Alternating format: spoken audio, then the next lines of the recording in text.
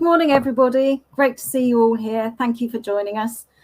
Today's webinar is in our usual annual Leakage conference slot and has been timed so that we can cover some timely developments ahead of the annual conference next March, which we had to delay from this October to next March just due to continuing COVID uncertainty. So we look forward to seeing you there, of course. Now, some quick housekeeping items. If you have any questions for our speakers, and we really do want your questions, so please put these in the stage chat on the right-hand side of your screen. That side. And our chair for today, who I will introduce in a moment, Karma Loveday, will pull them together for the Q&A after each speaker. You can hide the chat by using the arrow symbol, which is being pointed to right now at the top of the panel on the right-hand side. So if you're getting distracted by the chat, you can just hide that to one side. If you've got any general questions about Hopin or you're just having any particular issues, then go to the help desk in sessions, which is down here, which is being highlighted for you at the moment. And at the end of the morning, if you haven't already done so, do try out the one-to-one networking with those people who've stayed at the event, and also go to sessions for the coffee shop or round table rooms where you can connect with other people. And some of our speakers will be going to those rooms afterwards to take further questions and have more discussion. You can also connect with other people during the event by using the People tab, which is just being highlighted for you now. It's on the right-hand side. There's lots of flexibility. You can message people. You can set up a meeting. You can even set up a video meeting. So do use that throughout the session. Now, for today's programme, just a few thank yous to get us started. Firstly, a big thank you to all our speakers, but also for our supporters who have made today possible. And that's Burmad, Guterman, HWM, Muella, Cyrenix and Technolog. And all of them will be exhibiting at the conference next March. So thank you to all of them. And also a big thank you to Karma Loveday, editor of The Water Report, who is our media partner, and Karma is our chair for today's program. So thank you very much, Karma, for doing that. And I'd like to welcome Karma to the stage, who's going to take us through today's program. So welcome, Karma. Nice to see you. Good morning, Judith. Good morning, everyone. And I'll hand over to you. Okay, excellent. Thank you. Yes, thanks, Judith. Good morning again, everyone. As Judith said, I'm Karma Loveday. I'm the editor of a magazine called The Water Report. And like many of you, I'm sure, I've come back again for the latest instalment in this conference series to keep up to date with all the latest developments in the world of leakage. The last webinar I chaired was in February, and the theme then was driving innovation. And we've got lots of innovation on the agenda today as well. So I'm in particular looking forward to finding out what's happened with all those initiatives over the past half year. I've been asked to keep my opening remarks brief by Judith, so I will do that. And also just to remind our speakers that are waiting in the wings, please try to leave time in your slots for some questions and comments from the audience, which will be taken immediately after your presentations. I'm sure everyone would agree sessions like this are all the richer for delegate participation. So delegates, I think I remember from previous chairing experiences, this is quite a friendly audience. You have normally lots of questions, so I hope that's the case today. Please do pop your questions in the chat as they occur to you along the way, rather than wait until the end of each talk. So there's no lag in getting those questions to the speakers. So with that, let's get started with the conference programme. It's my pleasure to introduce our first speaker. And that is Bob Taylor. He is the Chief Executive of Portsmouth Water, and he's also doing sterling work as co-lead of the industry's public interest commitment for leakage. So I will hand over to Bob for an update on the public interest commitment leakage work. Over to you, Bob. Great. Thank you very much indeed, Karma, and good morning, everybody.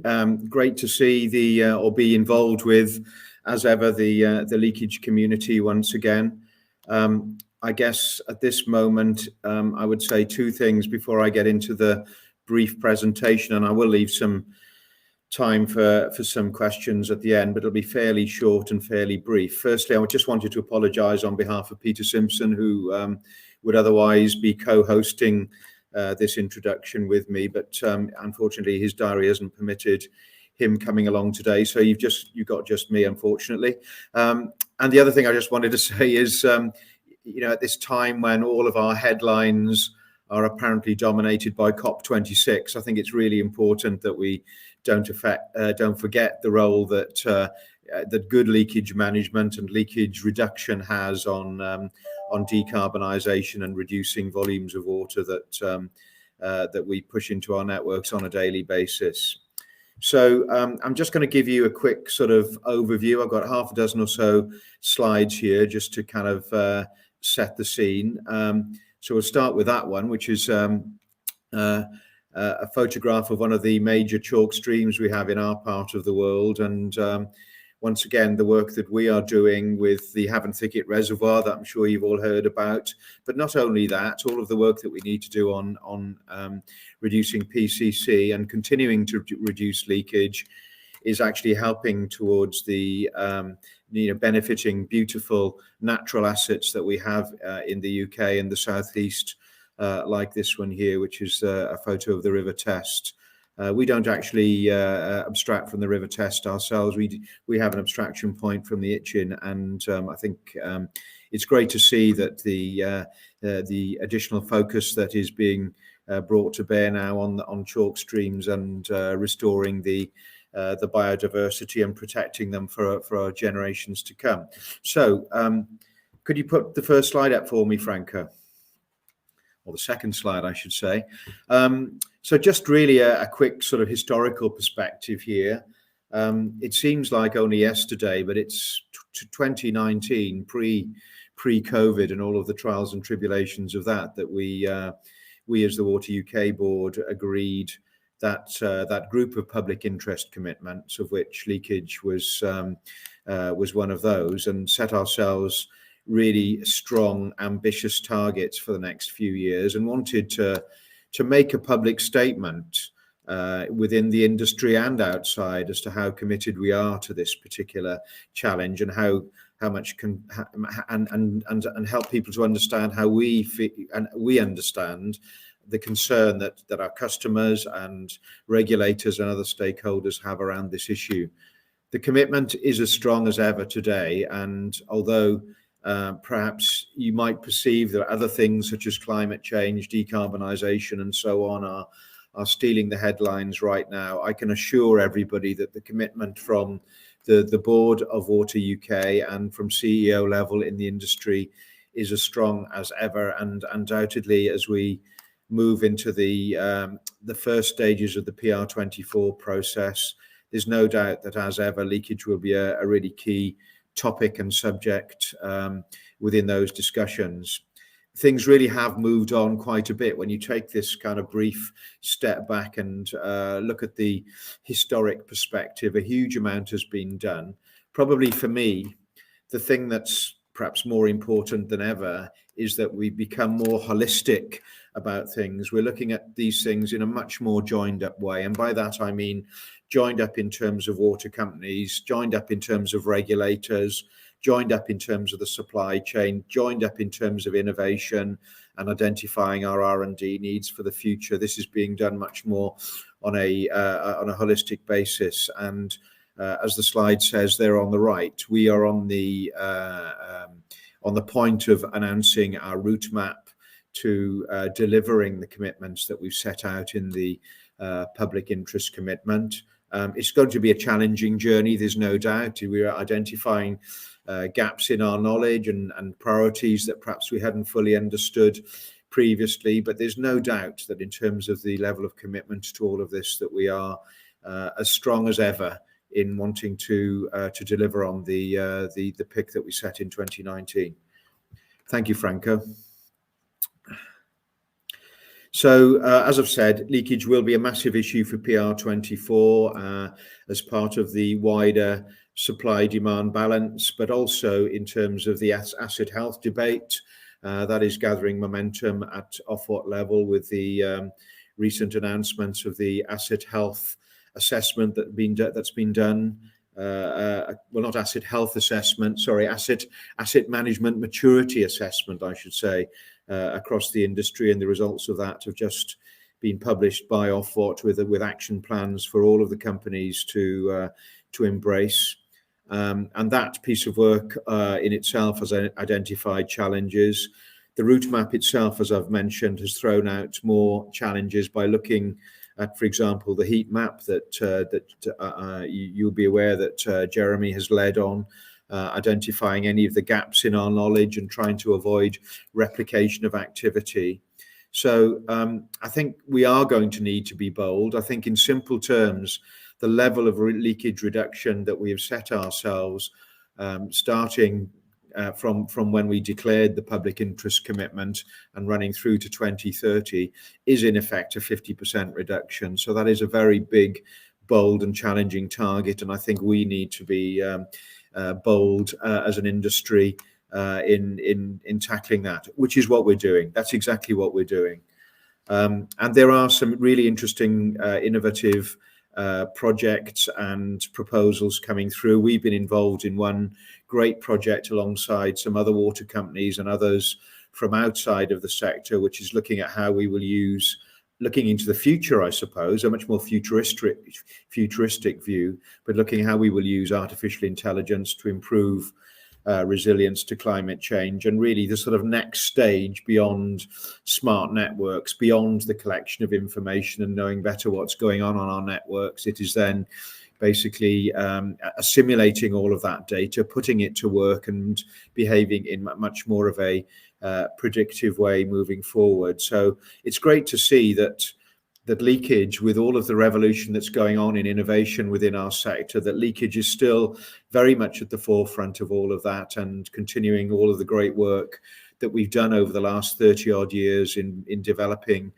new techniques and moving forward. It's absolutely clear that within the context of our current knowledge and our current techniques and our current technology on leakage management, we're not going to hit our targets. So innovation and finding new ideas and understanding things better in all facets is going to be absolutely critical for us. Okay, next slide. Thanks, Franco. We've had a reputation in the UK going back to the work that started when I started in the industry, I think way back in the 1980s as a leader in leakage management, and it's been great to see. I've been involved, as many of you will know, in the Global Leakage Summit over the years, and that's coming back again next year in a face-to-face format. And it's been great to see how other countries around the world have adopted our know-how and our thinking and achieved startling results with that.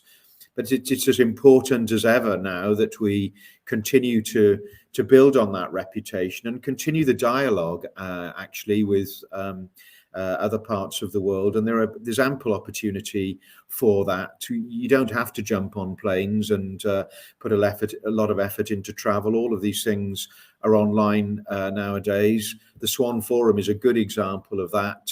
Swan, which is probably the leading organization around the world on smart networks. And then we've got obviously Aquatech as well, which is another major international conference on our doorstep. There are other water companies and various British companies have started to build relationships with other companies around the world to share that know-how. All of that is as important today as it's ever been. And we really need to be pushing on the boundaries and picking up any little success stories or any ideas that have come from the way other people are doing things in other parts of the world. So we do want to continue to build on this reputation, and I think there is potentially huge marketability of the work that we will do over the next few years in the UK to those in the supply chain who want to sell that expertise and knowledge and the kit and the technology in other parts of the world as well. Thank you, Franco. Next slide, please. So what are we asking for today? Well, I don't think the message is very different at all. I think it's important that people feel that the momentum is still there across the industry and that the commitment and the momentum absolutely is there as ever. We need to reflect on what customers are thinking about this. And as everybody I talk to in the industry will stay. There are increasing there is increasing understanding, I would say, on the part of customers as to the role of leakage and the role of water efficiency in protecting the environment, not just on conserving water supplies, but going a step or two beyond that and understanding the impact on environments. And there is a willingness actually for people to pay more on their water bills for those sort of improvements. So we need to make sure we reflect that in the research that we undertake from our customers, and that we're doing the right thing by them in making sure that we reduce leakage as much as we possibly can. Collaboration and cooperation is absolutely essential. We ran a whole conference last month, as I'm sure many of you will know, in Portsmouth through the Institute of Water on the subject of collaboration, and so many new and different angles became apparent in those discussions, including things like collaboration in the sporting context. We had an Olympic gold medalist there speaking. Collaboration in the military context. All sorts of different ways of looking at this. And the more you think about collaboration, the more we need to cross boundaries and ignore, to a large degree, organizational boundaries in putting groups of people together to solve these problems. And there's a lot of collaboration being done already on the route map work, but we're all ears. We're looking for people's thoughts and ideas to keep on collaborating in an innovative way, to innovate in that area as much as anything else. And obviously, government and regulators, we had a session on that at the recent conference with some experiences from the RAPID group that is rapidly building, if you'll excuse the pun, a great reputation for collaboration between regulators and then extending that collaboration to water companies. I've had a lot of personal experience of working with RAPID through the Havant Thicket project over the last 2.5 years or so, and I would certainly say that it's working really well, but there's still more that could be done, and the concept needs to be built on. So we still need your help, please. We still need your support and your input, your support for events like this, your input of ideas, and the continued dialogue. Okay, I think that's all I'm going to say now. Happy to answer questions. Brilliant. Thank you, Bob. Great to hear 2 years on. The commitment is still really strong and really powerful. We've only got about 4 or 5 minutes built into the agenda for questions with Bob. So if anyone does have a burning question, please do send that through promptly. But in the meantime, Bob, I'll just ask you something that's always interested me, which is around the interdependence between the different PICs. And specifically, I'm thinking about the net zero by 2030 goal, which obviously will probably affect how companies deliver their leakage PIC as well. So I just wondered how much of a kind of extra layer of challenge you see the kind of net zero target sitting alongside the leakage target. Yeah, I think on a practical level, there's been a lot of useful sort of collaboration between the various PIC streams, and there's a lot of cross involvement. And obviously, Peter, who co-chairs this sponsors this public interest commitment, has been working on decarbonisation as well. And actually, the idea of a route map that worked very successfully, that simple concept of a route map that we developed as an industry, and then devolved that down to individual company route maps that were all sort of published middle of this year. I think that that idea we picked up from the carbon PIC, and we've used it in this particular area. But I suppose the carbon PIC, some of the PICs are very specific, very narrow. Water poverty, for example, is a very specific issue, whereas carbon is a very much broader, all-embracing issue. But there's no doubt that the role of leakage in decarbonisation, as I said at the beginning, is very significant. It's something that we all can control as water companies and are all expected to continuously improve on. And yeah, we've set ourselves these targets that now will be part of the wider carbon PIC. So yeah, there's linkages everywhere. Brilliant, thank you. I've not got any questions come through the chat, so I'll just ask for a very quick word on PR24, which you mentioned in your presentation. And I think probably everyone on this call understands how important that will be, both in terms of whatever the leakage targets are for the next AMP, and of course securing the necessary funding. So I know it's super early days, that work's just getting going, but kind of what's your kind of early feel for how PR24 might support the industry in reaching the 2030 PIC goal? I think to a large degree, as you've said already, Karma, it is a key component of decarbonisation, and decarbonisation is top of everybody's minds at the moment. Obviously, our targets that we've adopted in the industry and what the government has said on decarbonisation, there are differences in those areas. So I think one of the key areas for PR24 will be to see how we as an industry, in conjunction with Ofwat, resolve those differences and what we universally aim for in terms of our targets. There is potentially a lot of investment needed to reach the decarbonisation targets, and obviously we have to be mindful of how that impacts charges, particularly at this economically challenging time, you might say, recovering from COVID and economic recovery on the back of that.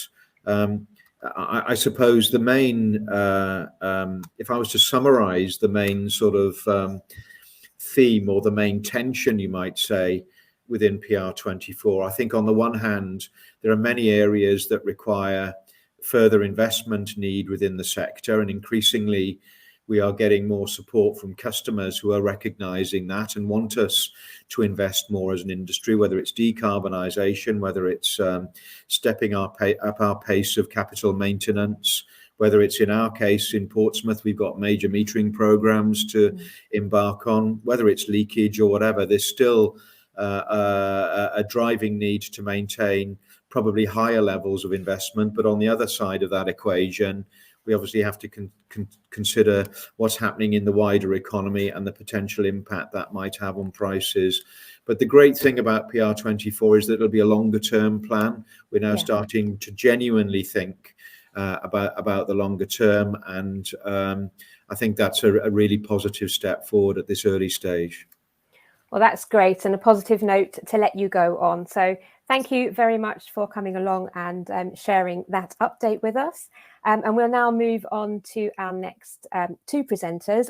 Bob mentioned the development of a Water UK leakage route map, and our next two speakers are going to tell us all about that. So please welcome Jeremy Heath. He's the Innovation Manager with SES Water and lead of the UCWER Leakage Research Programme, and I'm sure many of you know him already. And joining Jeremy is Dean Marshallsay. I hope I've said that correctly, Dean. Please correct me if it's wrong. Who's a director with Artesia Consulting, which again, I'm sure many of you know, it's a really well-respected consultancy on all things demand management and leakage. So over to you to present your route map vision. Good morning, everybody. And no, really nice to kind of meet you, if you get me. So look, what I want to do this morning is give you a little update in the normal way. So we're going to talk about UCWER, we're going to talk about the heat map work, touch upon the innovation competitions and things like that. And also I want to talk a little bit about third party. And Bob's just been talking about the need within our industry that we actually start to coordinate all of these works together. Completely agree with that. And that's really the theme that I want to be looking at here. Now, one of the things you've been hearing about this morning is, of course, this Water UK leakage route map. And I guess that raises questions. Is this the same as the UCWER leakage route map? How does that fit in? So I dragged Dean reluctantly up on stage here. You know that he's very nervous about speaking in public, but I dragged Dean up here to actually take us through that and give us a quick overview. Now, we can't tell you everything about it. As you hear, it's going to be published later on. But Dean, can you just give us a quick overview of what this leakage route map is and what we learned from that? Okay, thanks very much, Jez. Good morning, everybody. So this is just really a quick update on the project we're doing for Water UK to develop that leakage route map, and I'll explain a bit more about that in a moment. But it's a bit of a collaboration itself between myself and Joe Sanders from RPS and Glenn Mountford from WRC, with Joe Parker trying to keep us all, including Jez, in line. And It's a fairly fast track project that's been going on over the past few months. And if you could just move on, Jez, to the next slide. So what I wanted to really show here is what does the PIC and the National Infrastructure Commission target for 50% reduction in for 2050 look like in the context of where we've come from over the last 30 years. And the PIC itself for 2030 is basically formed around tripling the rate of sector-wide leakage reduction by 2030. So trying to achieve roughly the same reduction we've achieved in the last 30 years in the next 10, from 2020 to 2030. And then obviously moving that on towards a 2050 when we're halving leakage from the point it was in 2018. So it's a significant challenge, let's say that to start with. It's going to present some interesting innovations, I think, as we move forward. And in this form, it looks very, very significant. But if we were to convert this graph into litres per property per day and take account of population and housing growth from now until 2050, what we're talking about is having at the end of that point, having leakage somewhere around about 50 to 55 litres per property per day.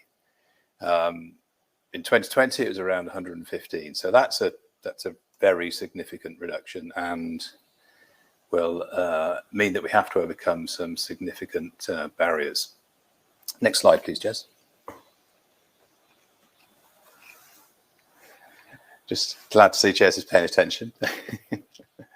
So very briefly, just what are the main objectives? What we were asked from Water UK and from particularly the CEOs sponsoring the PIC was to look at what interventions would have the biggest impact on getting to that target, what external factors pose the biggest risks, come up with a small number of scenarios that would show how different pathways of getting to that point in 2030 and then on to 2050. Looking at the costs and benefits of these alternative approaches and what can companies, regulators, government, the supply chain, and we're coming back to collaboration here, where should they focus really to help get us there? Importantly, which innovation priorities hold the biggest promise? And here we link very strongly with the work Jez has been doing. So which elements of PALM, prevent, analyse, locate and mend need more attention? And what other changes might we need to maximise progress on that journey and minimise the risk? And importantly, where are the biggest gaps in our evidence at the moment? So next slide, please, Jez. So this started, and in phase one of this project, we took a look back over the last 30 years, and that's a very important thing to get the context of how leakage has gone this sort of down, up, down journey and leveled off in the last 10 or 15 years. How have we got from sort of the early 90s through to the to 2020? Early 90s, by the way, when some of the best practice was published in black and white. We even had photographs in black and white. This is a leak noise correlator in the back of a van. And we're up to the point now where we've got some fantastic technology out there that people can use to track down, locate and mend those leaks. So we've sort of looked at that journey, look at the lessons learned over that past 30 years, and how do we get to a point in 2020 where the leakage target was met by all companies, and that was really the start then of a 10-year challenge to get down to 2030. So next slide. So we did lots of consultation over a very short time. We had leakage practitioners and some consultants and ourselves looking at all sorts of options. This is a sort of picture of the final Miro board that came out of that work. Don't worry about the detail. There was lots of ideas, and we distilled those down into about 85 different actions that could be carried out to help on this route map journey. Next slide, please, Jez. So the route map's nearing completion. There are some key unknowns on the journey to 2030, and I think we have to accept that, and that is where we are.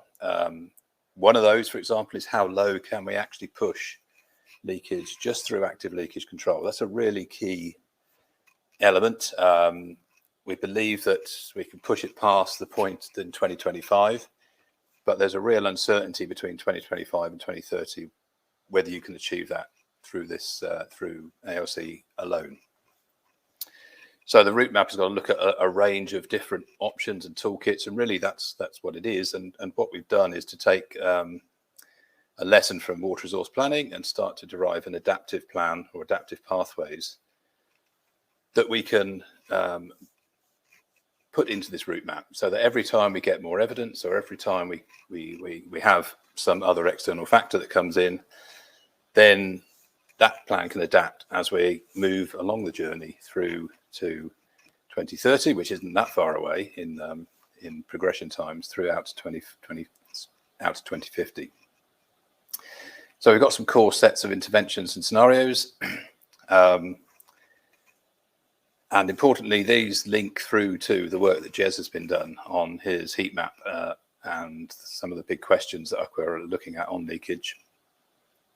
And where we are at the moment is most of the work is pretty much finished. We've got a final stakeholder consultation going on at the moment, and we have a meeting with the sponsor CEOs at the end of this month, and we are hoping that that will then have the final version, and it's then a question of just packaging up into publication. And so it should be out, as Bob said, towards 2022. I think one of the things that I think is really important, Bob's mentioned this already, is that collaboration. And there are many, many challenges ahead. And so the route map itself has some quite short-term commitments to try and build the evidence base on how low can we push leakage, and then has this adaptive plan pathway touch points, if you like, in there. And hopefully we can get some of that work done before PR24 planning, so that can be built in. And the key thing has got to be collaboration and innovation between all the parties that are currently operating in this sector and others, as both Bob and Jez have highlighted outside of the sector. So with that, I'll hand you back to Jez, and he'll take you through some further slides on the work he's been doing.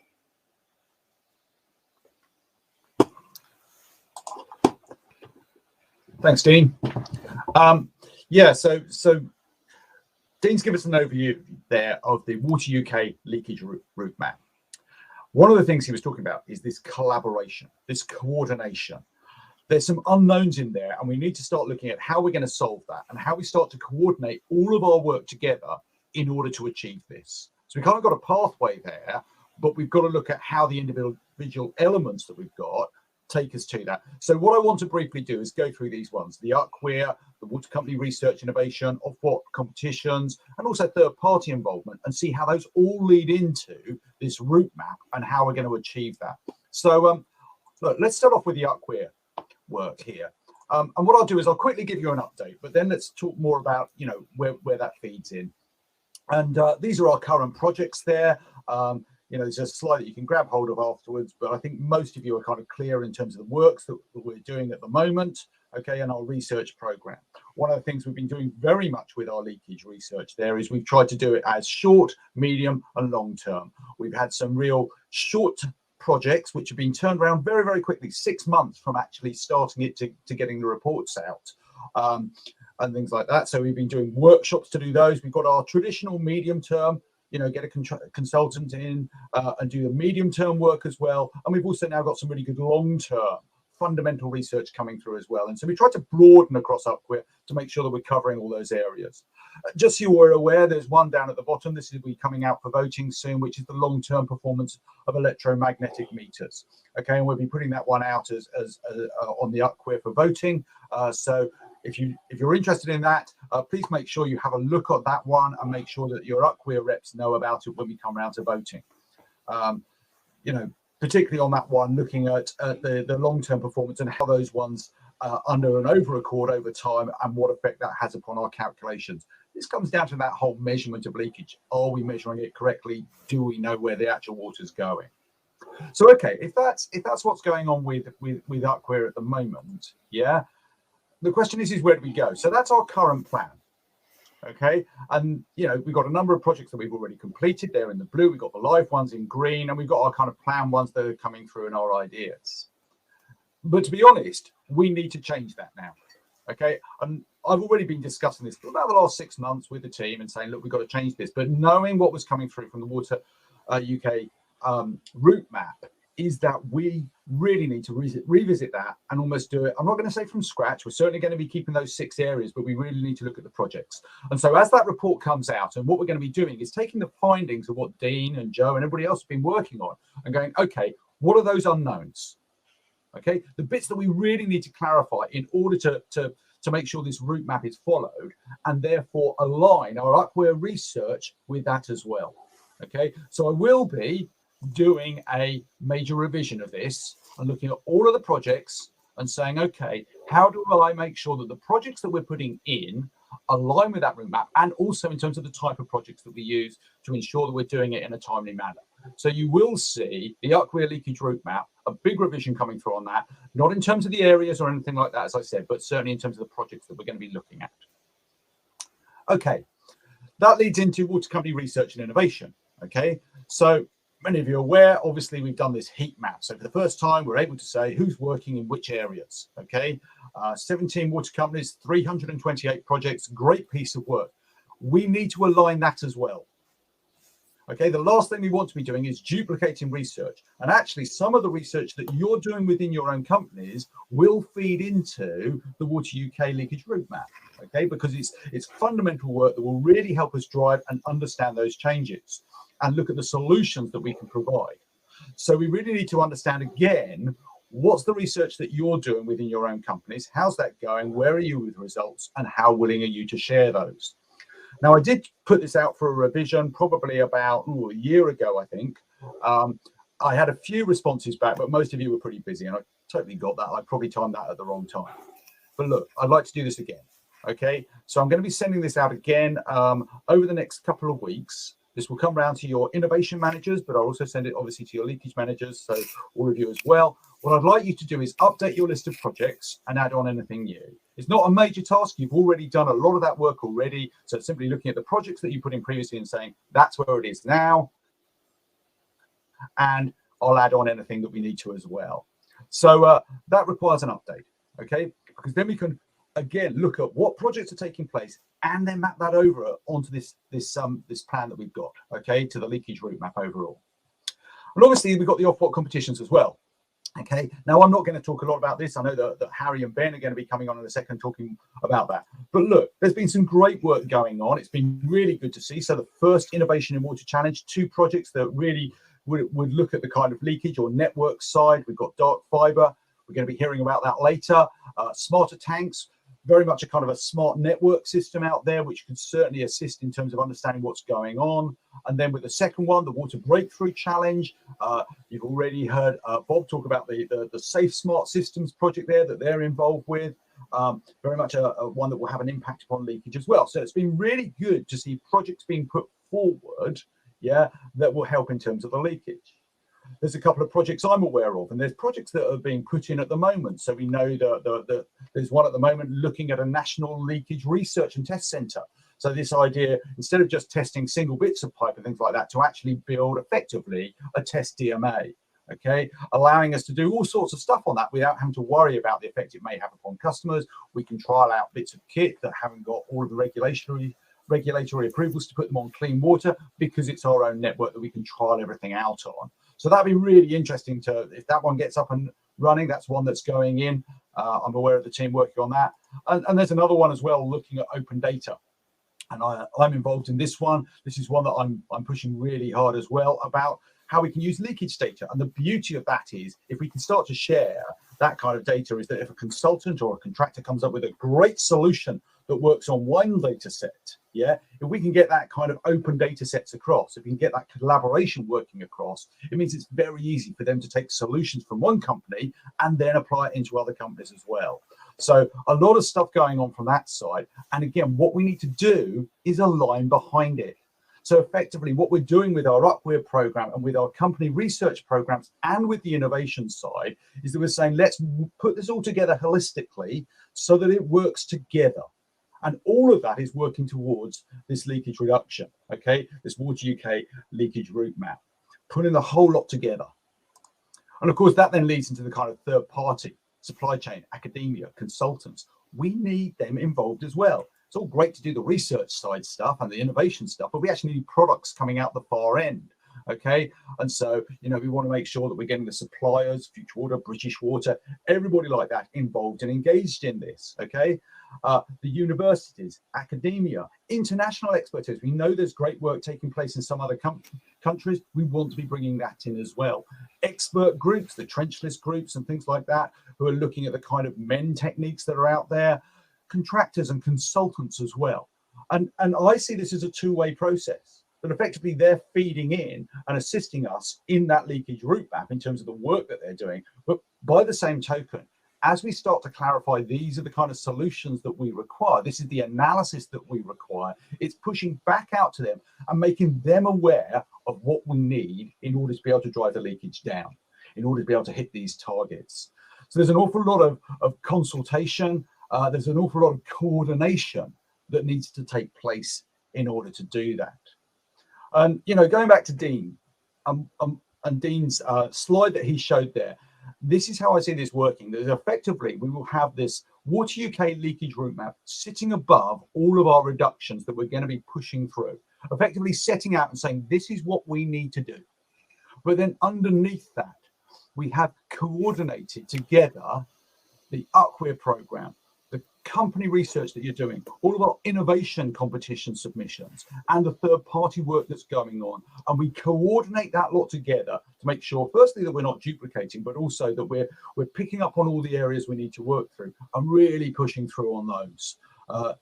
So it's a big piece of work. I'll be absolutely honest. You know, when we started looking at the leakage, I've been looking at the kind of the Upware side. I then kind of branched out into that company side as well. But actually, do you know what? There's a whole suite of work here that we need to coordinate together in order to bring this down. There we go. I'm going to stop there. We should have time now for some questions. So that should give us 5 minutes, I think, still for questions. So are there any, let me put that out there now. So any questions from what we've been talking about? Brilliant. Thanks, guys. That was information packed. And we have got some questions coming through the chat for you. So let's crack straight on with those. So the first one from Frank van der Clyde. I hope I've said that correctly. An important point he's making. Basically, he's saying, although innovation, collaboration and new technology will help towards meeting future targets, there will still be a large amount of assets replacement required to hit the 2030, 2050 targets. How do we best manage these large capital increases with our customers? And he's obviously thinking there about bill increases and perhaps touching on the point that Bob made about the balance given the difficult economic climate. So any thoughts on that one, first of all? Who would like to go? Yeah, Dean, if I go first and then pass over to you, because I know that you've got a lot more to say. So very quickly from me is, I completely agree with you, Frank. It's an area that I'm deeply involved in at the moment. So I'm starting to get heavily involved in the asset management. In fact, I was at the Northumbrian Water Innovation Festival, and I was talking about, or not even talking, I was on the work stream there looking at asset management, because I agree with you completely. It's something that we've got to address. But a lot of this comes down to, as you know, the cost justification side of that goes with it. So I'm now going to hand over to Dean and leave him with that ball to kick around a bit. Dean. Thanks, Jez. Yes. Frank, good point. And it really comes down to this question about how low can we push leakage with active leakage control methodologies and the PALM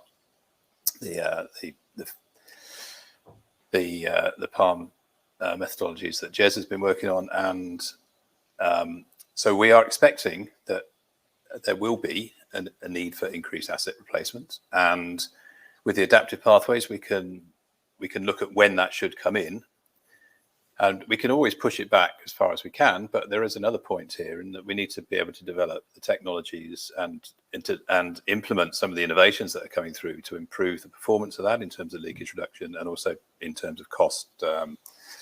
And are there lower cost solutions out there? And if there are, there needs to be, I believe, a sort of an increase in asset replacement to get those systems tested out in the field and work out how they can be delivered in the most cost-effective way. So it's certainly a challenge, and there's going to be some, I'm sure, some big decisions on how that's funded and what level of asset replacement will be needed alongside all of the other innovations in terms of smart metering, smart networks, optimizing pressure, etc., etc., etc. But it's certainly going to be a challenge, and nobody's going to say that this leakage journey is going to be easy, but it should be very interesting. Yeah, I think it's going to be a key question, isn't it, for PR24, just trying to get that balance right. I'm going to try and squeeze in a couple more questions, if that's okay. So, question from Ben Tam, who's speaking next. So we'll hear from him in a moment, but straightforward question: how optimistic are you on our chances of hitting these targets? That's the $64,000 question. $64,000 question. We are taking a sort of pragmatic approach, and we recognise that there are some big risks, without doubt. There are some significant unknowns. So what the adaptive pathway is trying to do is to try and unpick some of those unknowns as early as possible in that process. So if we can clarify things like exactly what is the level of background leakage, so it's very difficult to push leakage below. Really, what is the level of supply pipe leakage, and how much is going to have to be carried out on the customer's pipes? And those sorts of questions will help reduce the risk as we go forward, and help mitigate that. So I would say that we're being there is a certain amount of optimism, but it's being managed in a sort of risk way, and the adaptive pathway, I think, will be a good way of doing that. Great, thank you. And Ben might want to kind of comment on that when he comes on in a moment. Absolutely, yes. So next question from Judith for Jez, if he's still there. I can see he's come off stage. Jez has disappeared. Hope he'll pop back on. Well, do you want me to pick that up very quickly, Cara? Yes, please. So the question is, just for anyone who can't see it, any ideas basically on how to coordinate all the different work streams and initiatives going on? He's come back in time. Thanks, Jez. Could you hear that, Jez? Yes. No, I did see that one in terms of the coordination side. Yeah, that's going to be really hard, because this is a kind of it's an area that we've got to be able to put resource behind. So I've been doing a lot of work, as you're aware, of looking at those different work streams. I'm on the PIC, I'm in the innovation side in terms of the competition, so I'm kind of coordinating on that bit, and I'm doing the UCWIR. That's a limited resource though, and I do worry about that side. Effectively, I think really what we need to do is get some resource behind this. I think probably the work that the PIC's doing is probably a good way of doing that, and starting to broaden that out there in terms of resource to coordinate those pieces of work. So I suspect that the PIC, the work that's doing, will probably start to become that kind of overarching umbrella, particularly because they produced the Water UK leakage research route map there. So I think I see us kind of aligning under that. And I was just going to comment, just seeing that Ben, you're how optimistic are we on hitting this? It's going to be tough. And the reason it's going to be tough is because a lot of the routes that other countries have used to get down to those very low levels of leakage, we haven't got. Okay, we're in a different situation to them. I talk with Dutch companies who are doing 2% replacement every year. Okay, we're nowhere near that. Okay, so we've got to come up with different ways of doing this in order to be able to drive it down. And the danger comes that a lot of people just look abroad and just go, oh, well, if you look at Tokyo, if you look at Seoul, if you look at Holland, if you look at Germany, they've got very, very low levels of leakage. Surely we can just get down to that. They've done it by a different route to us. The vast majority of those have got either very benign conditions to do that, and we know that when we compare with Holland, if we compare similar areas in the UK, they're running at very low levels like Holland because they're ground conditions and they're very flat and things like that. But most of them have done this by quite intensive capital replacement programs. If we're not going to be doing that, or to that level, we've got to come up with really innovative solutions to drive down our leakage. And that's why innovation and making sure that we're using the innovation streams, using our research streams, is vitally important. It is not simply a question of us going out into the world and buying solutions off the shelf that exist elsewhere. We have to develop our own solutions here. Okay, thank you. And I'm going to squeeze in one last question from Alan Cunningham. Perhaps if you could be fairly brief in your response. But I think you guys are probably best placed to answer this one rather than trying to pick it up with later speakers. So the question is, the prevent and mend elements of leakage management are often given less focus than aware and locate. What needs to change to ensure that companies pay sufficient attention to, for example, the jointing of new pipes and robustness of repairs, as well as finding and patching existing leaks for quick wins? Alan, great to hear you on board and joining this conference. Always nice to hear from you. Okay, very quickly, absolutely, we've been looking, and that's been part of the whole idea of Palm, is to spread the view of our leakage managers and start to look at this kind of mend side as well, okay, and the prevent side. But up till now, part of the issue has been is understanding the benefits of doing prevent and mend as opposed to your awareness and location. Part of the work that Dean has been doing and look at these different glide paths is to look at the effectiveness of those kind of areas. So Dean, again, I'm going to kick the ball over to you. Okay, thanks, Jez. Very quickly, it's a really key area. I mean, we must ensure that new installations don't leak. We must ensure that that when we fix repairs, they're fixed effectively, potentially at lower cost than we do at the moment, and potentially with a higher performance or a longer life. And we had to, in pushing this route map and looking at how active leakage control evolves, we have to make some assumptions that it will evolve over time, and it evolves because of the work that Jez has been doing on pushing the innovation. And we're expecting that over time, those things will happen. It will be quicker, cheaper, and more effective repairs, putting mains in the ground which don't leak, and building a better network going forward. But yeah, very good point. Right, fantastic. Thanks very much, both of you. I'm going to have to move on to the next slot now. So thanks, Jez. Thanks, Dean, for those insights and quite rousing, enthusiastic presentation style as well, which is always nice to see. So, right, we're going to move on now to hear about something different. So we're going to have an update on Ofwat's Innovation Fund, which is now called the Water Breakthrough Challenge. And as of, I think it was last week sometime, it opened for round 2 entries. So please welcome on stage Harry Armstrong. He's the director in the regulatory policy team at Ofwat, and Ben Tam, who is the chief executive officer at Isle Group. So just let them come on stage. That's great. So over to you, Harry and Ben. Thanks very much. Thanks, Karma. Good to be on stage. Good to see everybody again and be building up to the next major conference. You're going to get from myself and Harry today some update on the fund. You're going to get a bit of an overview. So if anybody who's on here who's a bit unclear about how it's working, how it's slightly changed for this round, you can go away from here knowing that you've got all those full details. But we'll also be able to link to you to the websites and things like that. But also get some reflections from Harry and myself on some of the learnings going through and related to leakage as well. So I'm going to kick off and then sort of segue through to Harry halfway through. So just move on to that first slide. There's a couple of slides at the front just to remind everybody about this Ofwat fund. The Ofwat fund is still there in terms of its name and the 3 partners it has. And it's now splitting into different funding streams as we go forward. It's still got the same identification of what are the enablers for innovation. The whole ethos behind this was stimulating innovation. And I'll come a bit more to that later on in terms of what we've seen from that as we go through. But I think all of those building bricks in front of you, which you can see, are still key enablers, which we believe drive innovation within the sector. And that if you're going to be making any submissions, these are the things which you keep at front of mind. I think listening to the earlier conversations and presentations just now, collaboration being at the heart of this.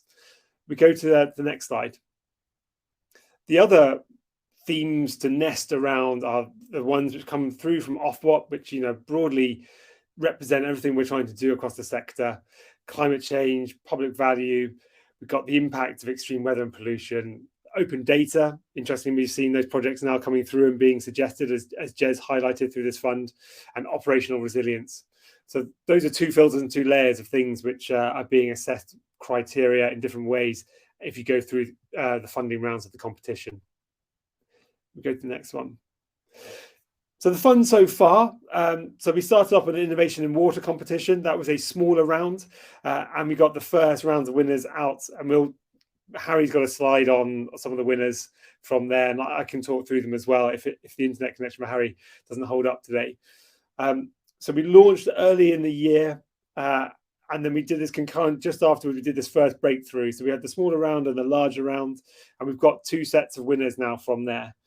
We went through a period of industry engagement because this is a learning period. This is the first time we've tried this in water.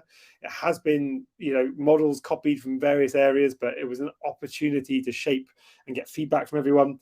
And we got from that started off on the breakthrough competitions for the next round. And we've now got 2 running concurrently, one called Catalyst and one called Transform. I'll give you a tiny bit of extra information on that on the next slide.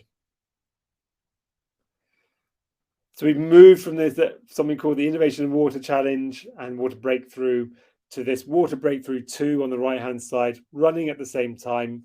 The smaller round is called Catalyst Stream. That's 5 million available, but the total entry value or the project value together could be up at £1 million now. So that's a bit higher than it was before. And on the Transform stream, that's the bigger program with much more wider collaboration, a deeper and longer projects. 34 million, a little bit less this time, but still that same amount, that kind of up to 10 million.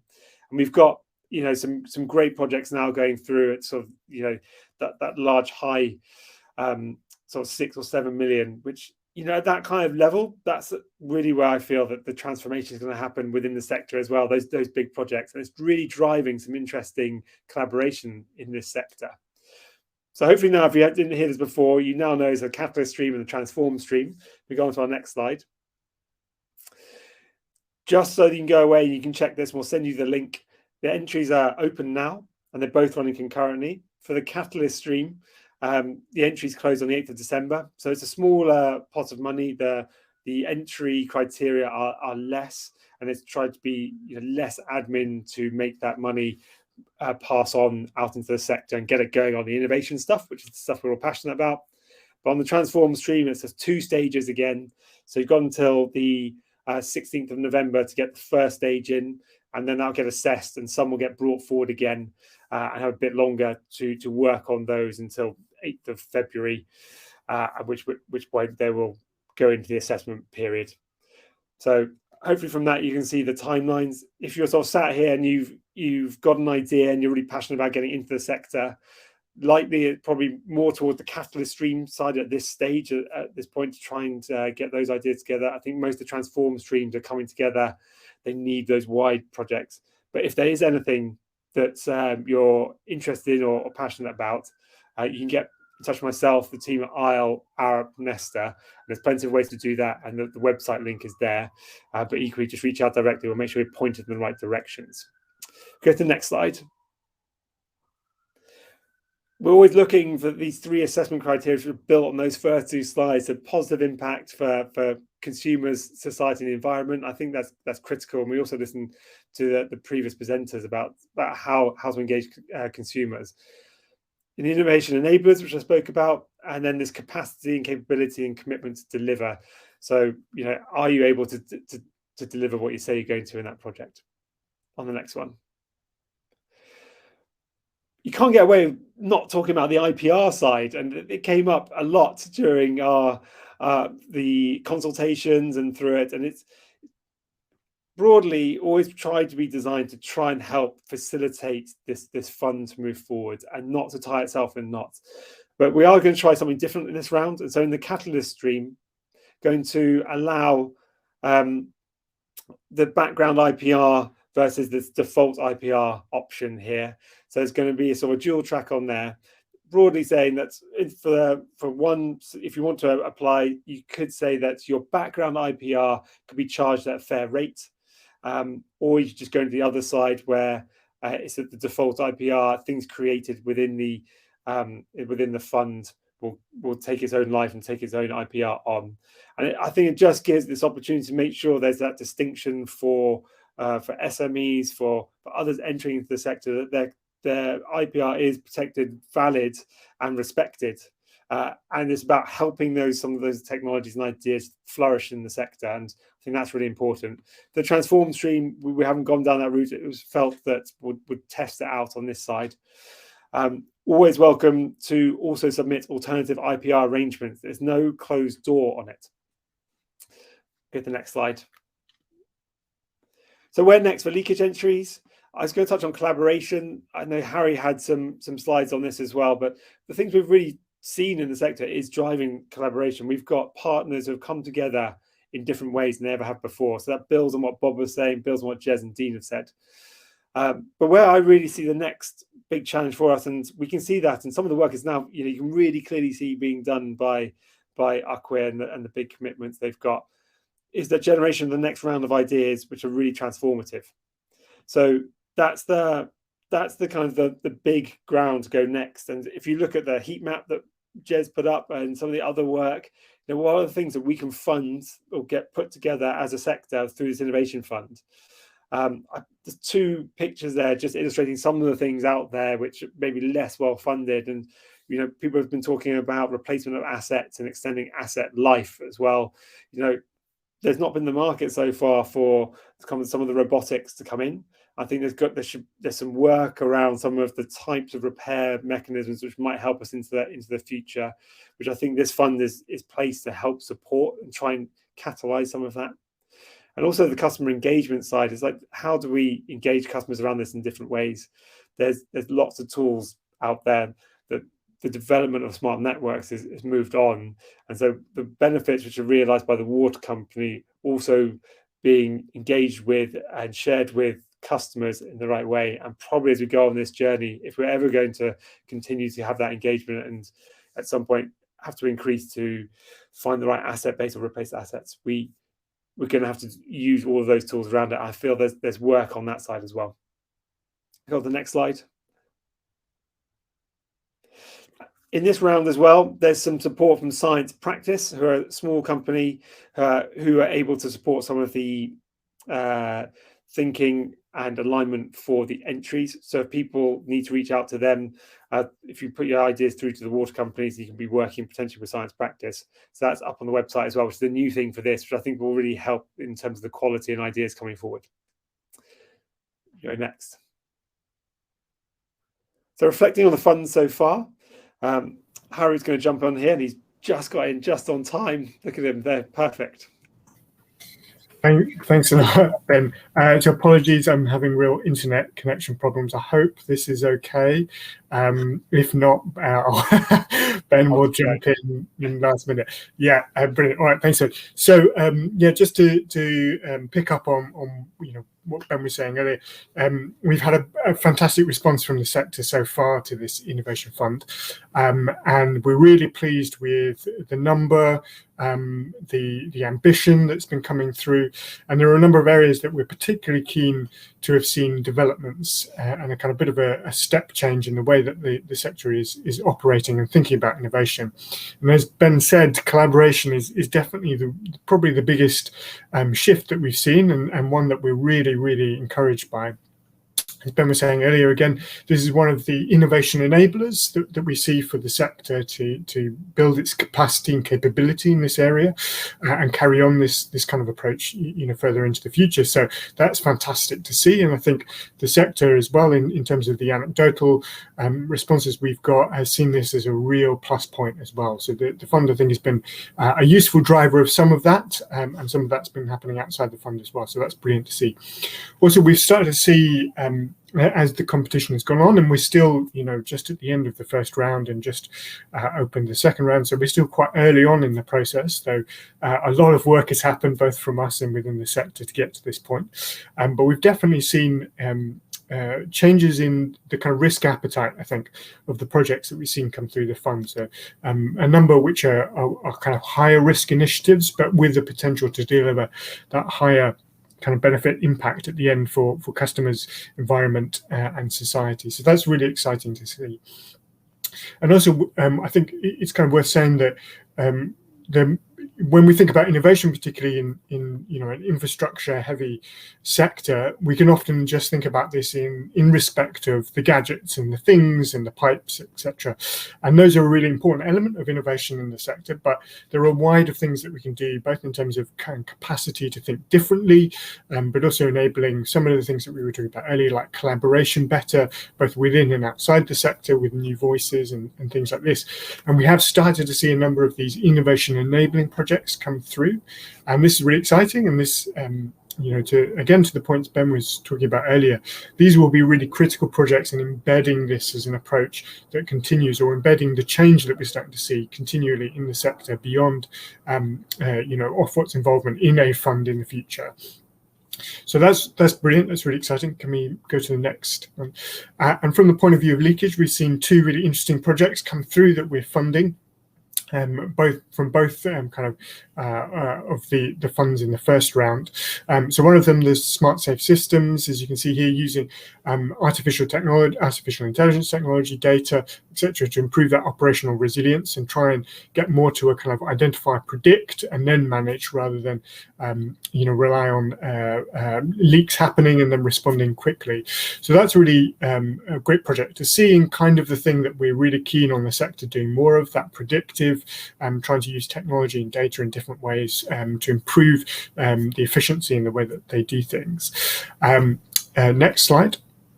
We also have a project from the first bit of the fund that we launched back at the beginning of the year. And this, I think, I'm not going to spend too long, because I think there is another talk from the dark fiber team that's either gone through this or is going to go through this, so you can hear a bit more about this. But again, a really interesting project, trying to use different ways of understanding where leaks are in the system, or how the system is operating, and really importantly, linking in with another sector and opportunities in a different sector there. And there are also other government programs that are looking at kind of similar ideas. So it's great that we've been able to fund something like this through the fund, and this is the kind of project definitely that we're really keen to see come through. Next slide. But what do we want to see more of in the future? So where are there more opportunities here than the ones that we've already grabbed? So learning and collaborating on shared problems with others outside of the sector. So we can think about energy, oil and gas, telecoms, even transport. There are lots of other sectors that are dealing with similar problems, particularly in the kind of environmental and net zero space. We would love to see more engagement and proper shared collaboration with those organisations, and I'll talk about some options there for future designs of the fund that might help facilitate this a bit more. But we'd love to see that grow and expand. We've seen a number of projects like the dark fiber project, where there are relationships with ideas and innovations outside the sector, but there is a much bigger opportunity here than I think we've been able to grasp. And a bit of a criticism, I think, of the sector would be that it can be quite internally focused and can think a bit too much about its own problems and not how they relate to the other things that others think. Sorry, can we go back a slide? Okay, I think we've gone on. Yeah, brilliant. Also, one of the things that the judges have picked up on, and the assessors through assessment of the projects, is an opportunity for greater pace of innovation in the plans that are put forward. So trying to test things early, experiment and adapt plans. Some of the projects are a little bit cautious on this, and we think there's much more opportunity to do this intentionally, test and understand early on, and iterate and build and experiment.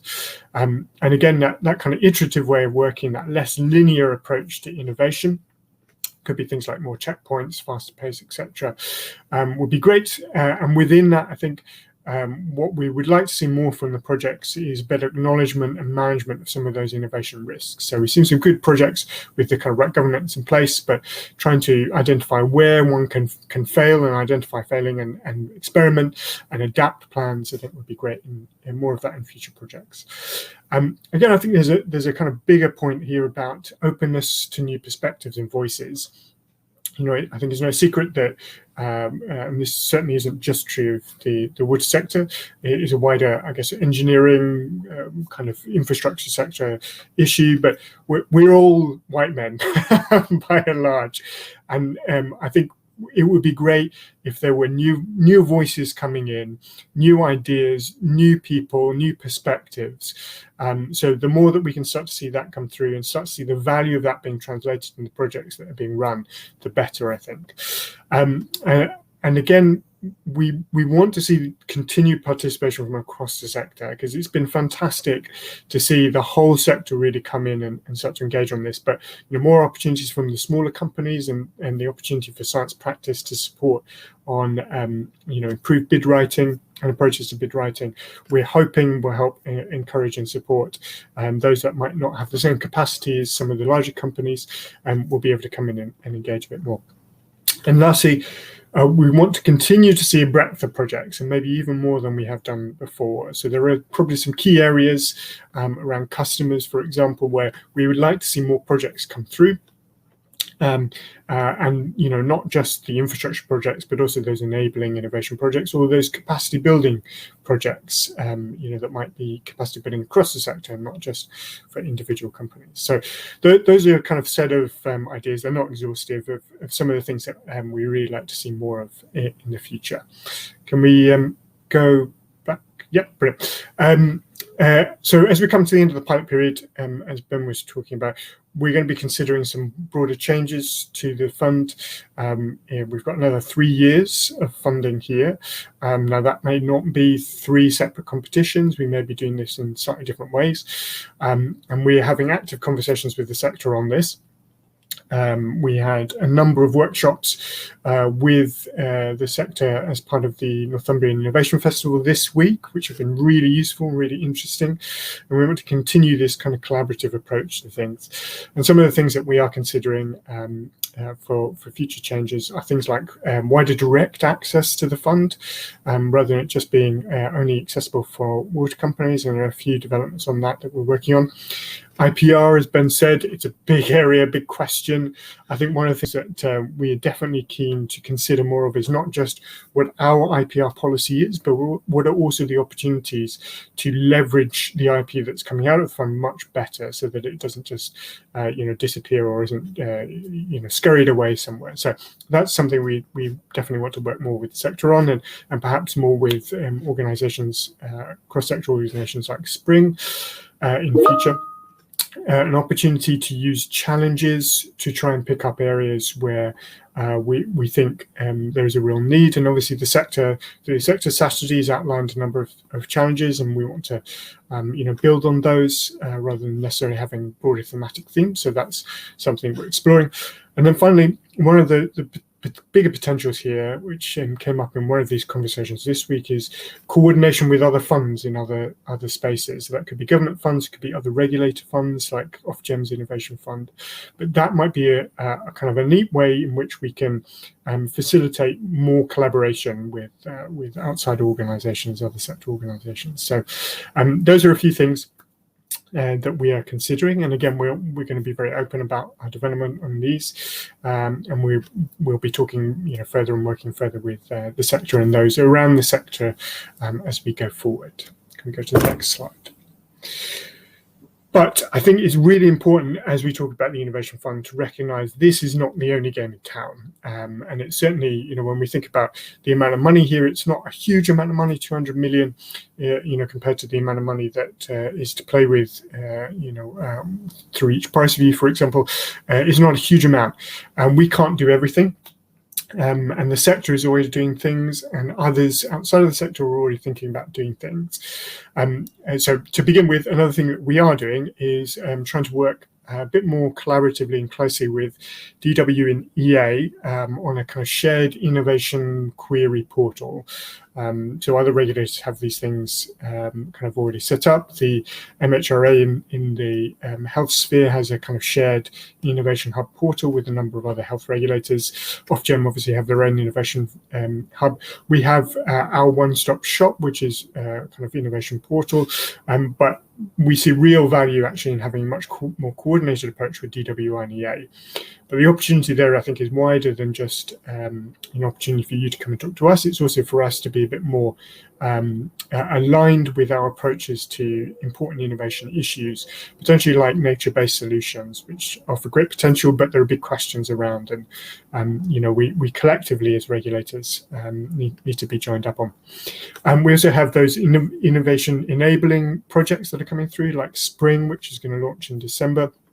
And that's obviously going to be a way in which some collaborations can be supported, further, and they'll be doing a number of other things, which is exciting.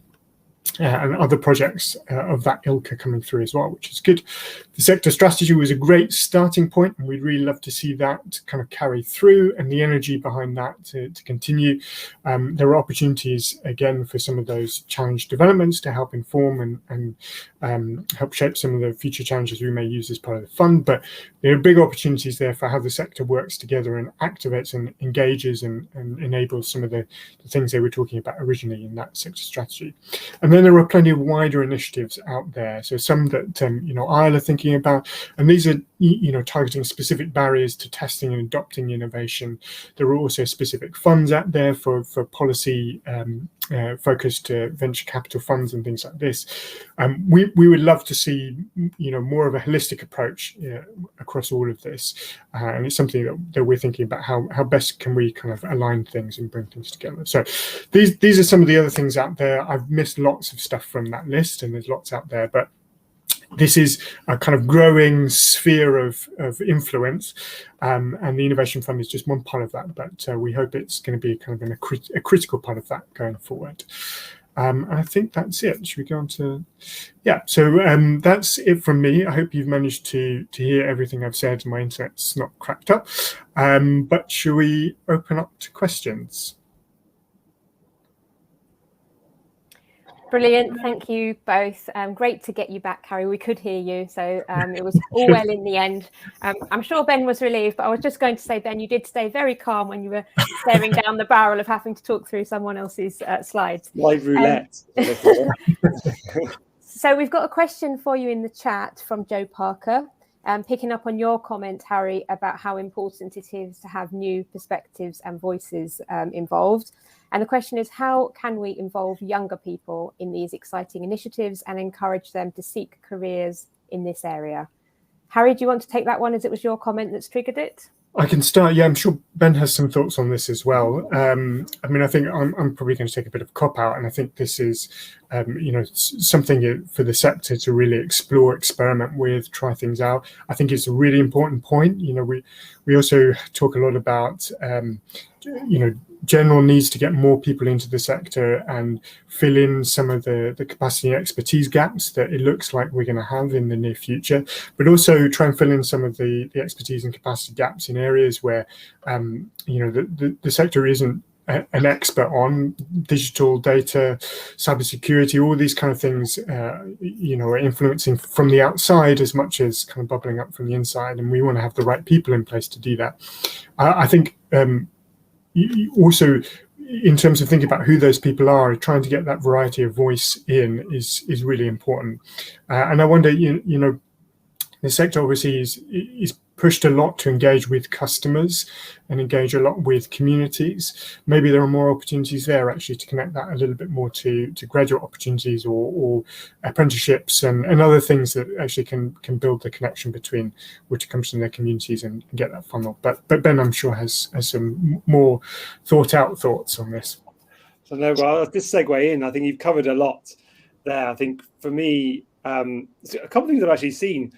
I don't want to bring up the word Brexit, but one of the challenges I've actually seen is that we had a lot of engineers who come into the industry actually from European sides, and even in recruiting to our company, that's shifted slightly. And I think there's a real opportunity to re-engage with universities in the UK and begin to take that talent through, and also demonstrate that water industry is about all of this. It's not just about plumbing, which I think quite often is what people end up thinking about.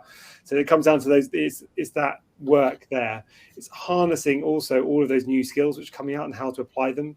I really feel the next generations coming through are so much more linked to the environment, to climate, everything going on, and to really demonstrate that link to water. If we can do that through highlighting really exciting stuff, which I always think innovation is the bit which is the exciting, that attracts people. If we can do that through bits of this, through the fund and to other work going on, that'll probably be a good starting point. Brilliant. Yes, I think there's certainly a need, isn't there, to broaden things out in this industry generally. I've got no more questions in the chat, so I'm going to sneak one of my own in, and then I'll let you go. And it's really, I'm trying to be mindful of this particular audience. So as we've discussed, there's essentially been 2 projects that have come through the fund so far that are actually leakage focused. And I know that you were looking at strategic themes rather than specific topics.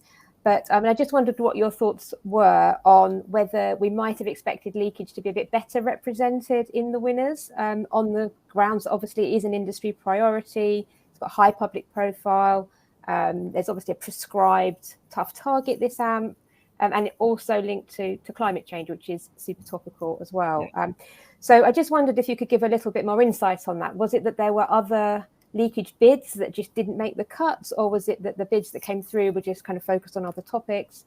And adding on to that briefly, you mentioned thinking about future funds and whether you might start to look at particular topics, or whether leakage might be one of those.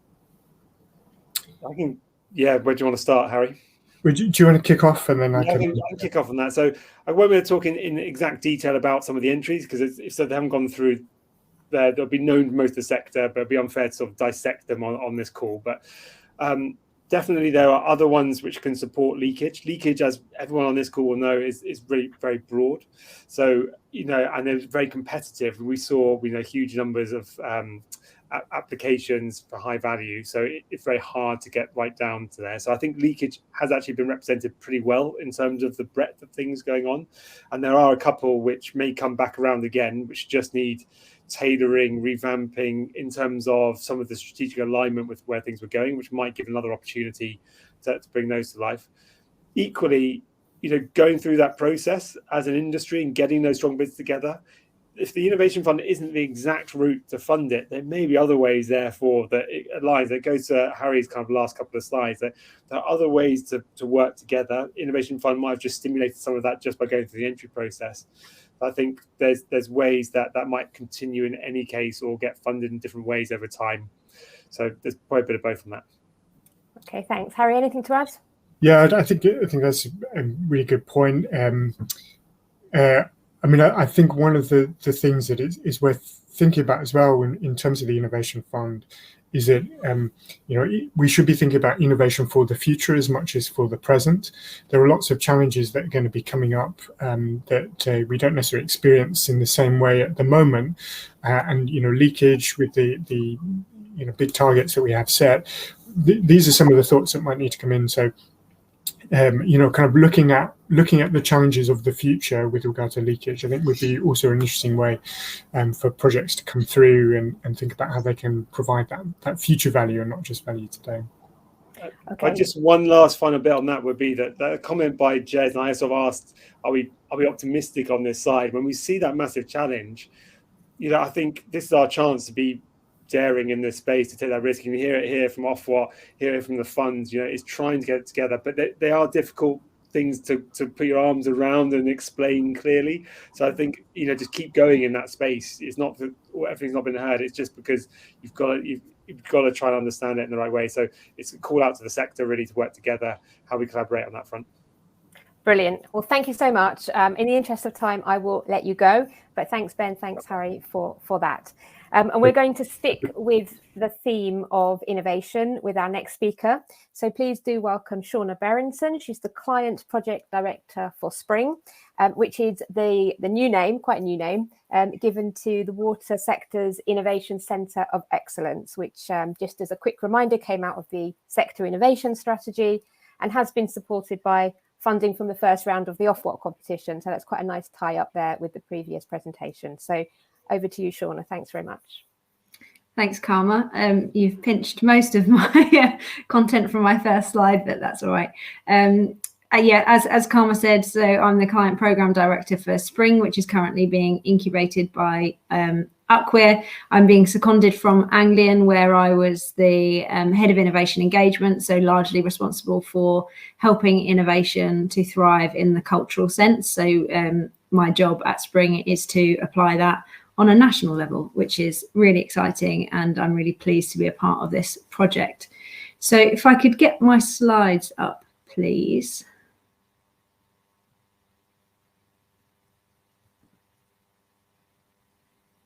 Perfect.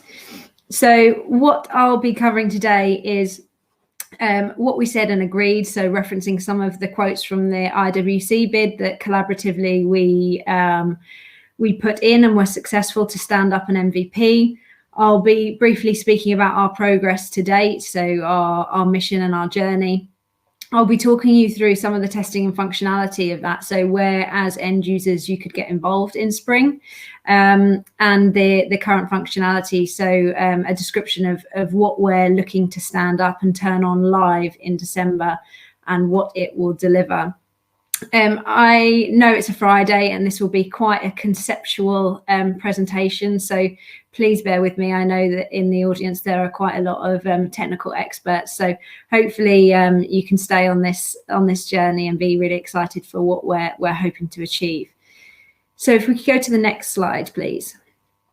So this is a quote from the IWC bid that we submitted. So innovation, Spring will be an innovation accelerator that will drive collaboration within and beyond the sector to drive transformational innovation. And whilst I'm providing a quote on a quote, for me, Spring always comes back to the mantra of if you want to go fast, go alone. If you want to go far, go together.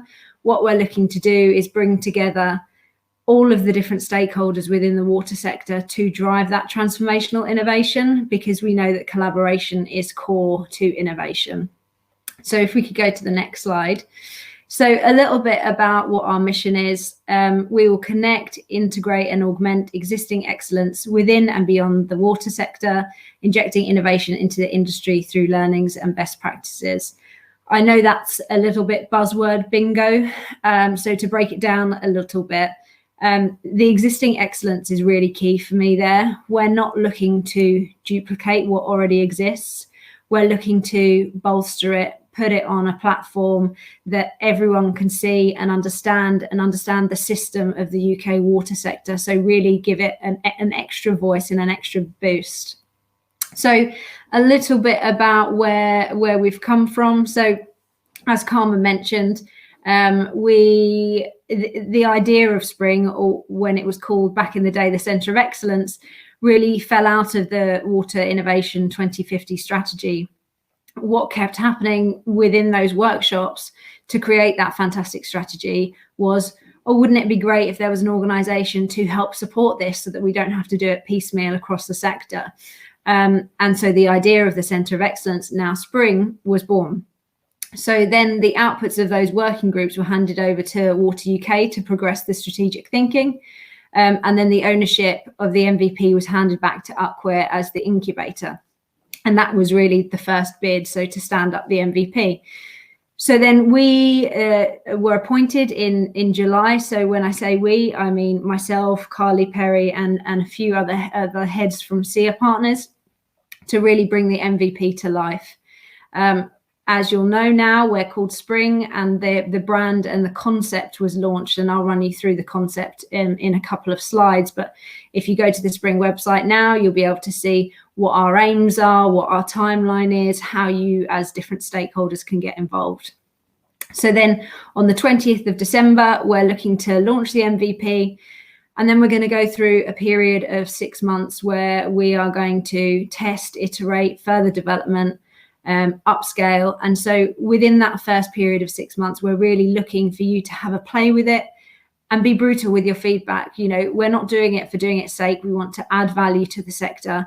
We want to fill in missing gaps. And it's only through your constructive criticism that we can really learn and upscale what we think Spring can become.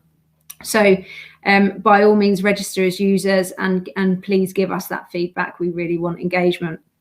It's going to then go through a couple of different phases of iteration before we really settle on our feet. So if what we launch in December isn't what you think the sector needs, it doesn't mean that it's not going to then change and adapt and grow into something a bit bigger. So my request for you is to engage with it and to be patient with it, because you know we are looking to fundamentally change the UK water sector landscape, and that is no easy feat.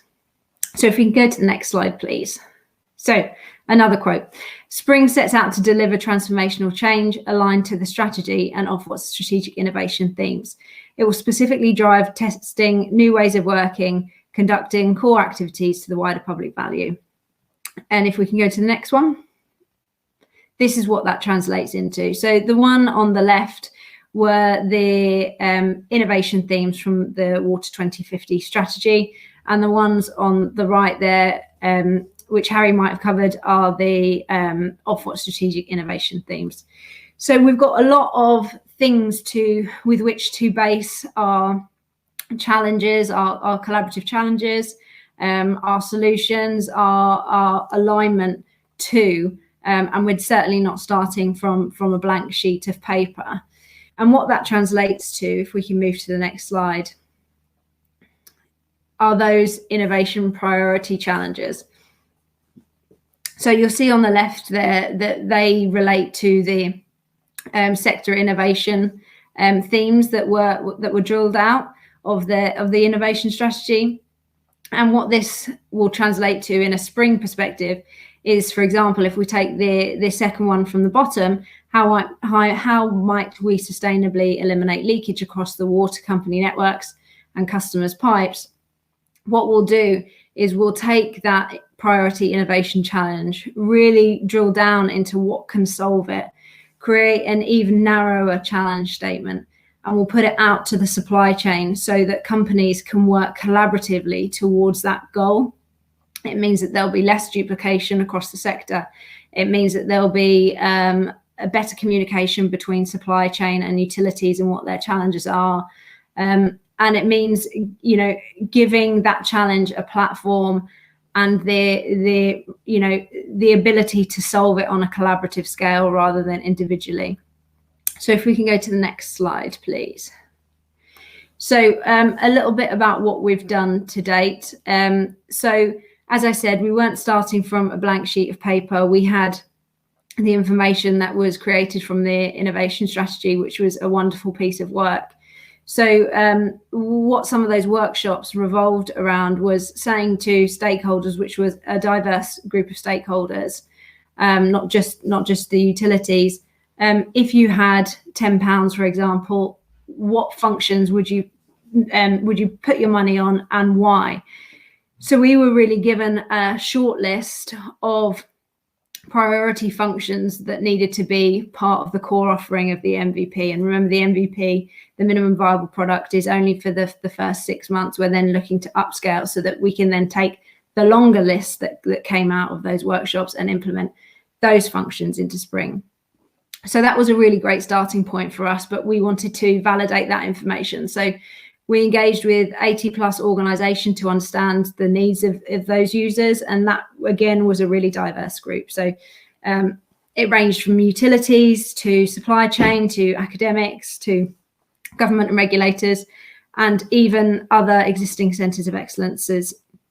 So, for example, the Rolls-Royce Innovation Incubator, Yakova, were really helpful in some of those initial early discussions of what our customer journey and offering should be.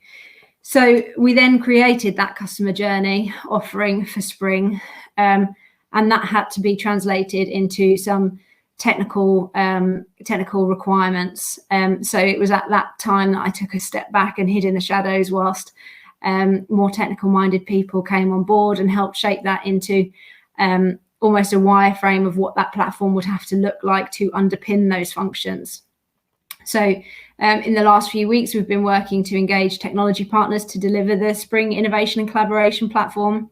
And we're also engaging with other key bodies in the sector to bring our core services to life. So I just heard Ben speak there. We've been speaking to Isle about how our services might interact with one another. Likewise, WaterStart, which are a global organisation looking to fast track innovation. And the UK Water Partnership, which obviously have the network of test facilities list available, which we're looking to host on Spring. And so now we've gone live with our online presence, summarising our concept and services. So it's really starting to come to life. And as I said, in December, we're looking to go live. So if we can go to the next slide, please. And I promise you, I'm not going to read this out word for word, but this is what our spring service offering is come December, or will be come December. So there are 2 different incubators as part of spring. There's the ideation and collaboration incubator, and there's the innovation adoption incubator, and there's functions that sit underneath both of those. There are also 2 parallel activities that don't neatly fit into both of those sections. So there's skills and training, and there's open data. So I was really interested to hear that question from Joe around how do we encourage younger people, more diverse people into our sector. And I think it's a little bit of upskilling and a little bit of changing the narrative, which sits in the innovation adoption incubator, which I'll touch on in a second. So if we go to the left here, the innovation and collaboration incubator, just to pull out some key ones there. So I've mentioned the identification of opportunities and challenges, which will drive strategic priorities by sharing information and the latest opportunities in the water sector. So really giving supply chain visibility of what our challenges are. But then there's creating opportunities for collaborative projects. So say, for example, we have identified a priority. As I said, instead of one utility trying to work that out, if 4 people have put their hands up, how about one person test it and share that information with the other 4? So it's really going to fast track knowledge transfer and collaboration and helping to get it off the ground. There's going to be a community of library. So, for example, if you're a supply chain representative and you want to get your product validated by a group of experts, we know that there are tons of experts in the industry and various groups that don't necessarily have the visibility that other people need. So we're going to highlight those, say where that pockets of expertise are within the sector, a little bit about how often they meet, who they're being run by, access information, etc. Partnership brokerage is also a really key one in terms of creating ideas and collaboration. So we're going to be looking to connect problem owners and problem solvers to partner on solutions to critical challenges. And throughout all of that, and giving space for all of that to come to fruition, we're also going to naturally find areas of white space that are untapped areas of opportunity that either academics or supply chain can look to fill, and then therefore have opportunities to collaborate. So on the right there, the innovation adoption incubator, I've mentioned it before, but the UK water sector is very complicated for those outside the UK water sector, both outside the UK water sector in terms of cross-sector, but also globally. So how can we bring the outside in and make it really easy for them? So we're going to do lots of pieces around how to demystify the sector with signposts to funding, standards, test beds, advice on IP, etc., etc. I also mentioned changing the narrative as parts of the skills and training, which might help drive diversity in the sector. So we're going to be advocating for innovation within the water sector and promoting the UK as being leaders in open innovation. I think that's really, really core. I think we're quite good at doing innovation, and we're quite good at, by and large, being collaborative, but we're not very good at speaking about it. And we need someone or an organisation that's not going to be humble and that's going to shine the light on that and provide a platform for that. Then there's knowledge transfer.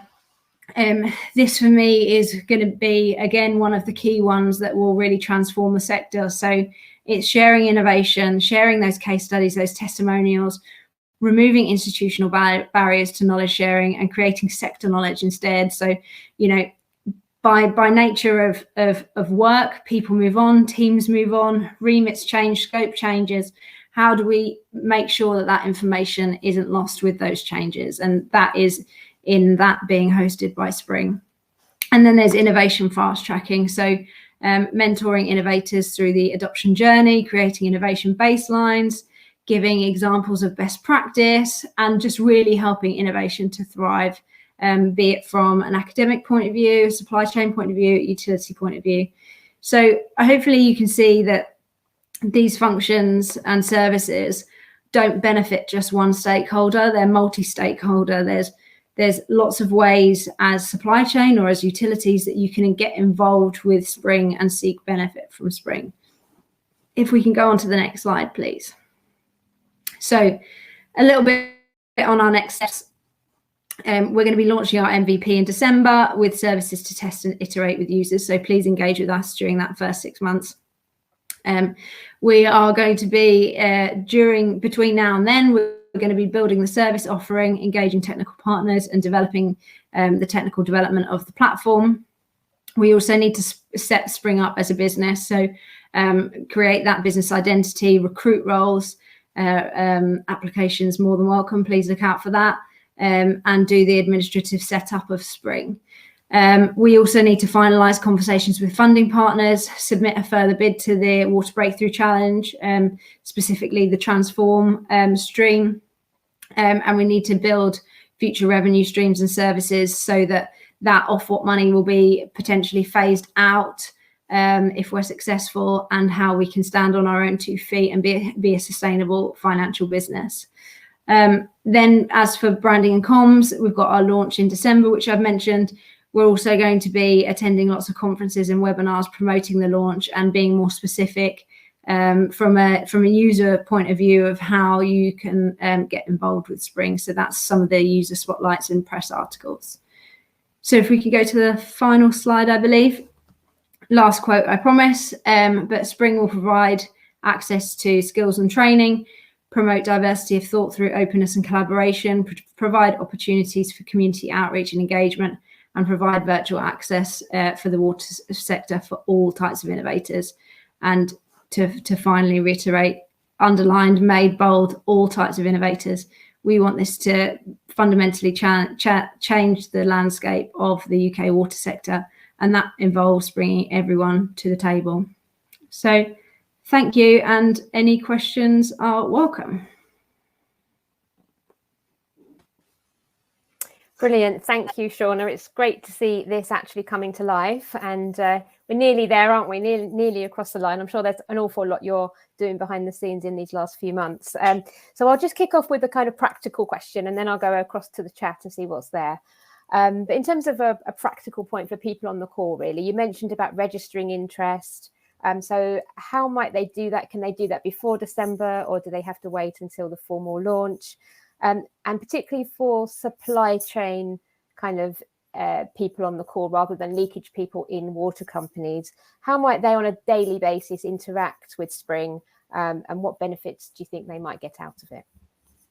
Yeah, so to tackle your second question first, so supply chain users will be able to register their product and their service on a repository of suppliers, and they'll also be able to tag themselves in challenges. So when we go live with a challenge, they'll get a notification saying a challenge is live in your area of expertise. Do you want to submit a solution?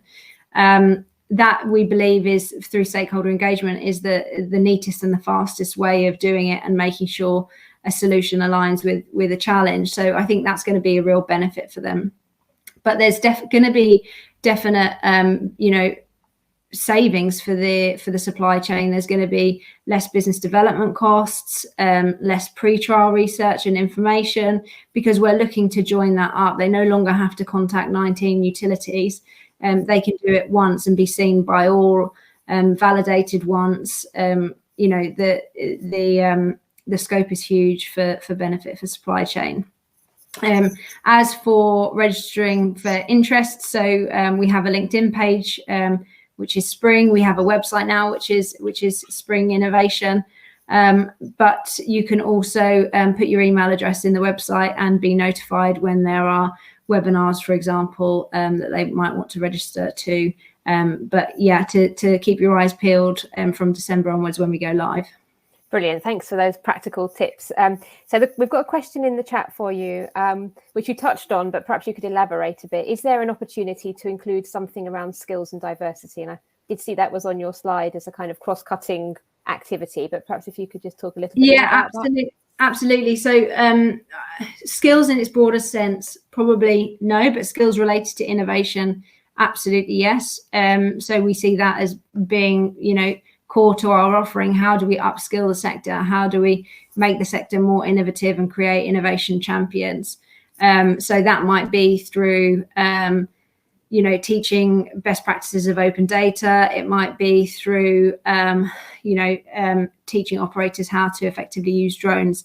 So it's far and wide, and it could even be a little bit like my old job.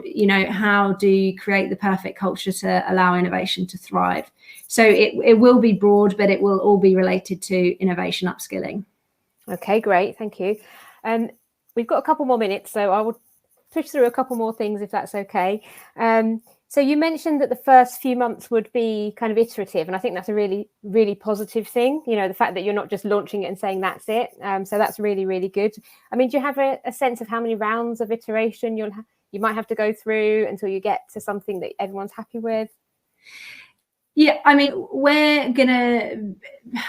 I don't want to say we're going to be constantly evolving, because that makes people feel uneasy that they won't know what the service offering is. But we are going to be continuously reviewing our service and making sure we add value to the sector through, albeit rigorous KPIs and things like that.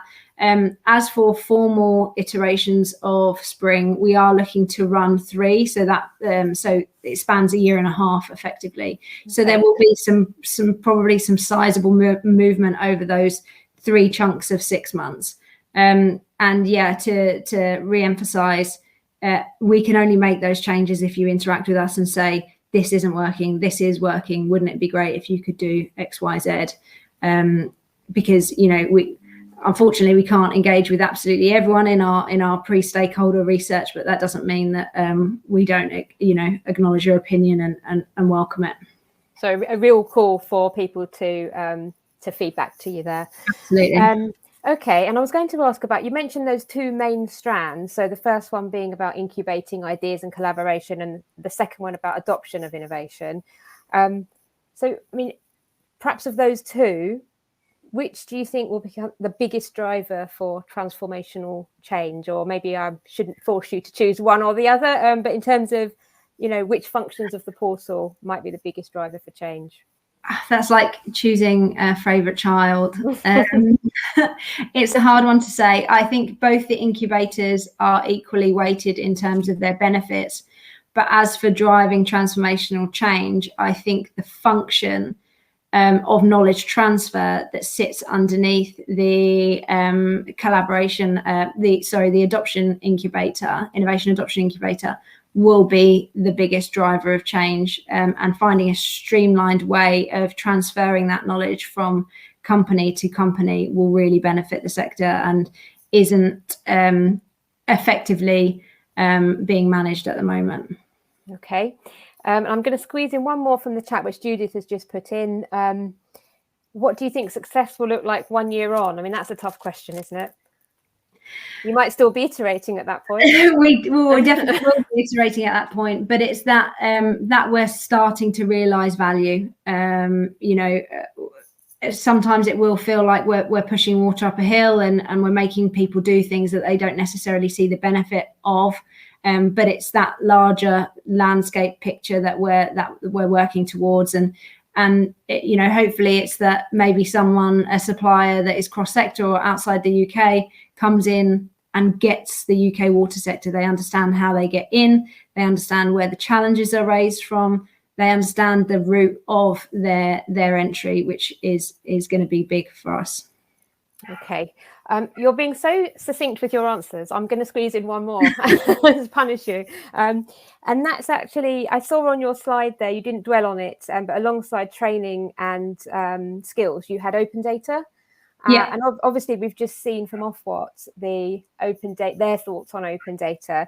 And I just wondered if you could make a few comments about how Spring might look to kind of advance that cause. Obviously, everyone seems to be supportive of the idea. So what will... Yeah. It's an interesting question, and I think the pace of change of open data is probably as quick, if not faster, than the pace of change of Spring. But what we want to avoid is there being multiple platforms for different things, because that won't help demystify the sector.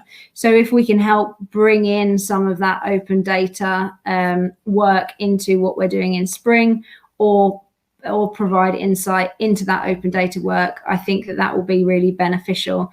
I think we'll naturally support the open data initiative or collective through that collaboration and sharing of best practices and data and trial information, we'll naturally have to have an open data element to Spring anyway, but we hope to integrate it on a larger scale.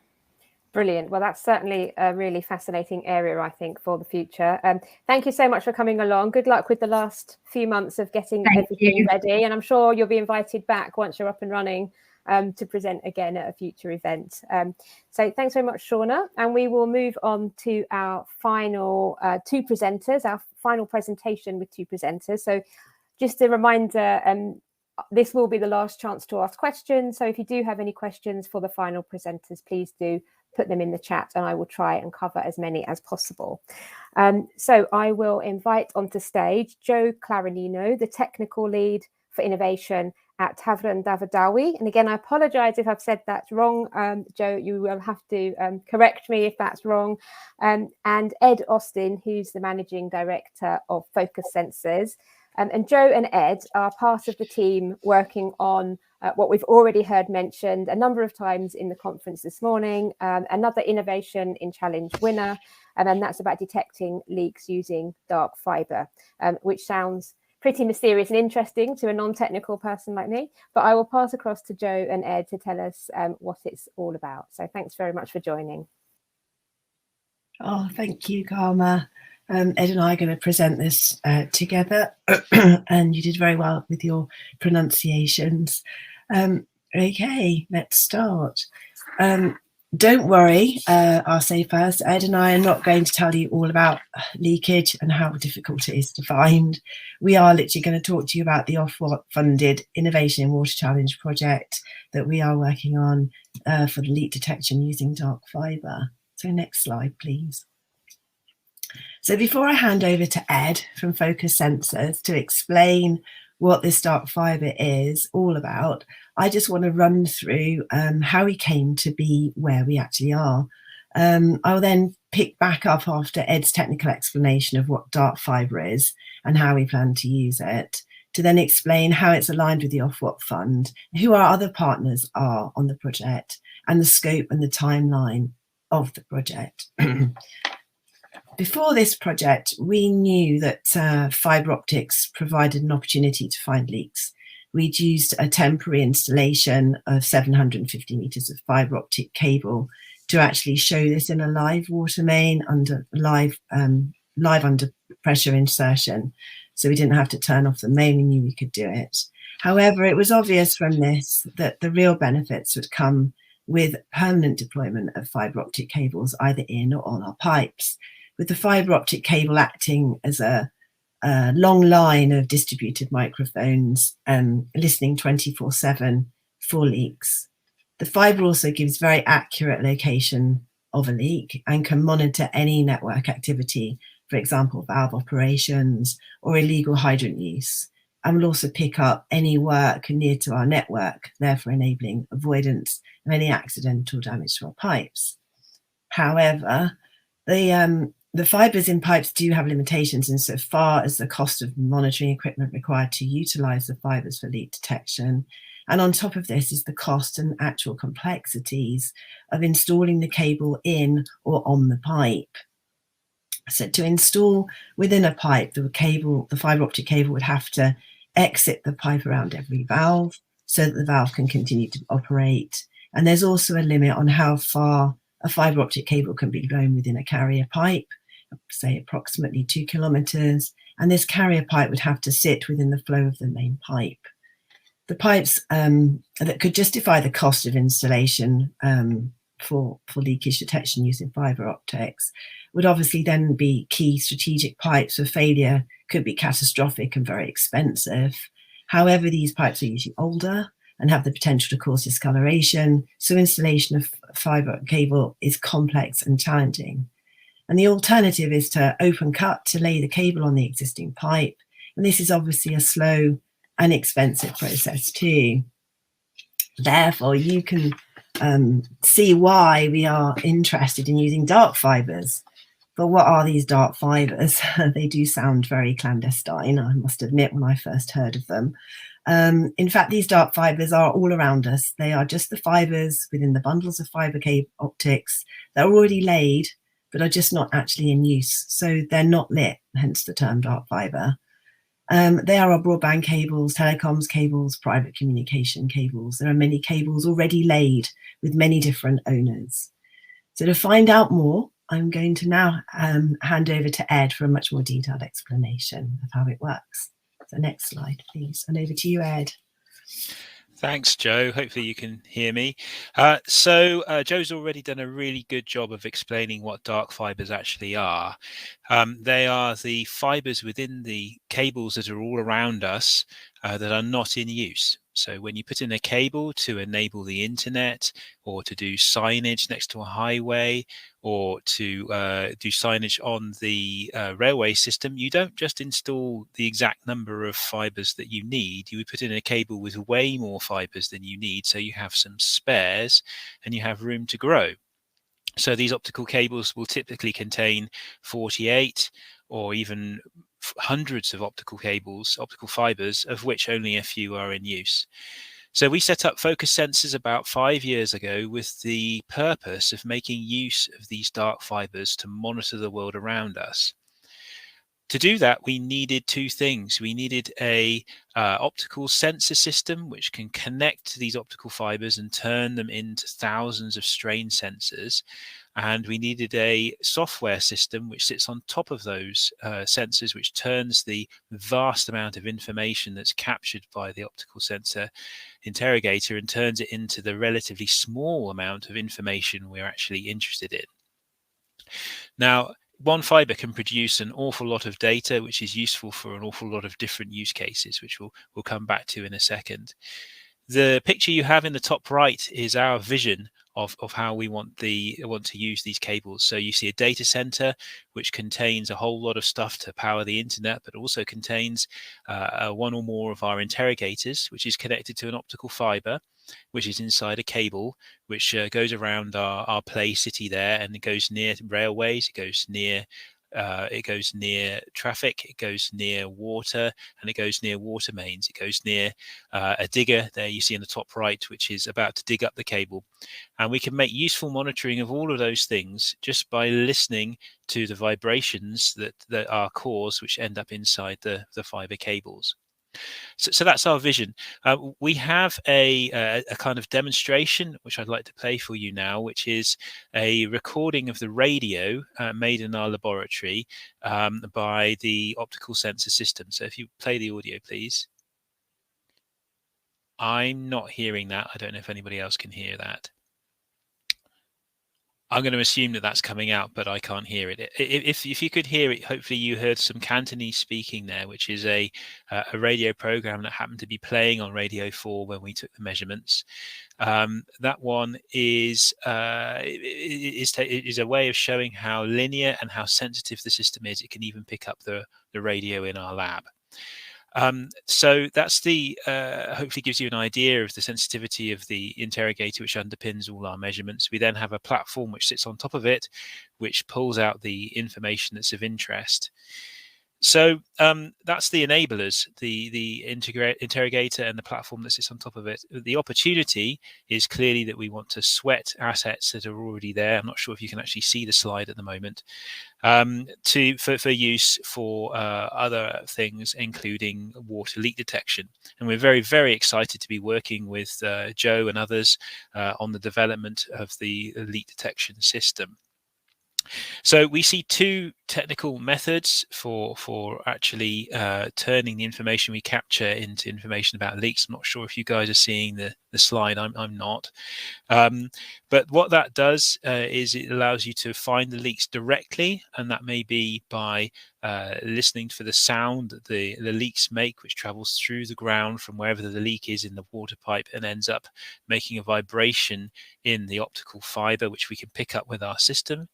That's direct measurement, or indirect measurement, which is where we use the effect that the water has on the ground and changes the stability of the ground, which we can then pick up using the optical fiber and work out where the leak is by inference. And we call that indirect leak detection. In the bottom right there, you see how all this ends up as a display for the user. It's a web-based front end, which in this case is showing the parameter of the stability of the grounds near an optical fiber for an installation on rail. And the user can pan around that map, find areas of red where there's particular excessive ground movement. We can turn that into a measurement of where the leaks are. So the front end is a relatively easy to use web portal. There's also other data that we can pick up based on the measurements we're making on the fiber. The ground stability is of use for other things in the water industry, particularly finding subsurface voids, which I understand can be a problem, and network activity. We're working on the idea of being able to pick up the vibrations associated with water going through the pipes to work out what the flow rate is, or some indicator of what the flow rate might be in nearby water pipes. Finally, we're coming back to the idea of multiple use cases from the fiber. So the same fiber that's being used for water leak detection may also be used for traffic monitoring, so we can phase traffic lights, and may also be used for threat detection, so we know when somebody is inadvertently about to dig up the cable. So it's only right and proper that everyone should share the costs of the Indus platform and according to the use that they're making of it. So we have a data as a service business model, which means that for leak detection, you subscribe to the leak information and you get just the leak information that you want related to that fiber, while everybody else gets other information that they're interested in, for instance, traffic or rail or whatever. So hopefully that gives you some idea of our vision of the enablers that we've brought into the leak detection and the opportunity that we now have for using optical fibers that are already in the ground as a way of finding and characterizing leaks. And I'm extremely excited about working on that with Joe and others. I'll pass back to Joe now. Oh, thank you, Ed. So that's really exciting. Can we have the next slide, please? Thank you. So I think you can now all start to begin to see how this aligns beautifully with the Ofwat Fund goals of obviously responding and adapting to climate change, restoring and improving our water environments, and really importantly, stimulating innovation and collaboration. And the way this project will deliver these goals can be split into the benefits that will be seen for not just the consumer, but also the benefits for society. So for consumers, the benefits will come from, ensuring leaks are detected and repaired before loss of water supply, reduction in the risk of property damage, reduced risk of discoloration of water supplies from changes in flow. And this all then follows on into society as a benefit as a whole, as we would hope to be able to see a reduction in traffic disruptions, reduced risk of damage to roads, reduce abstraction and improve river flows, and reduce carbon footprint and use of materials. Next slide, please. So we have a really great team. Obviously, Ed Austin from Focus Sensors, who you've already heard from, and they're bringing all of the technical expertise to this project. So they are a tech startup with a new patented distributed acoustic sensor platform that they call Indus. And this is the system that enables them to digitize large infrastructure using the existing fiber cables, often installed for other purposes, as Ed has already said. And their ground stability characterization is a novel patent pending system that can be used to aid in the leak detection. Our other partners are Costain, and obviously they're a leading UK smart infrastructure solutions company. And they bring all the infrastructure knowledge, having worked with multiple utilities and broadband suppliers.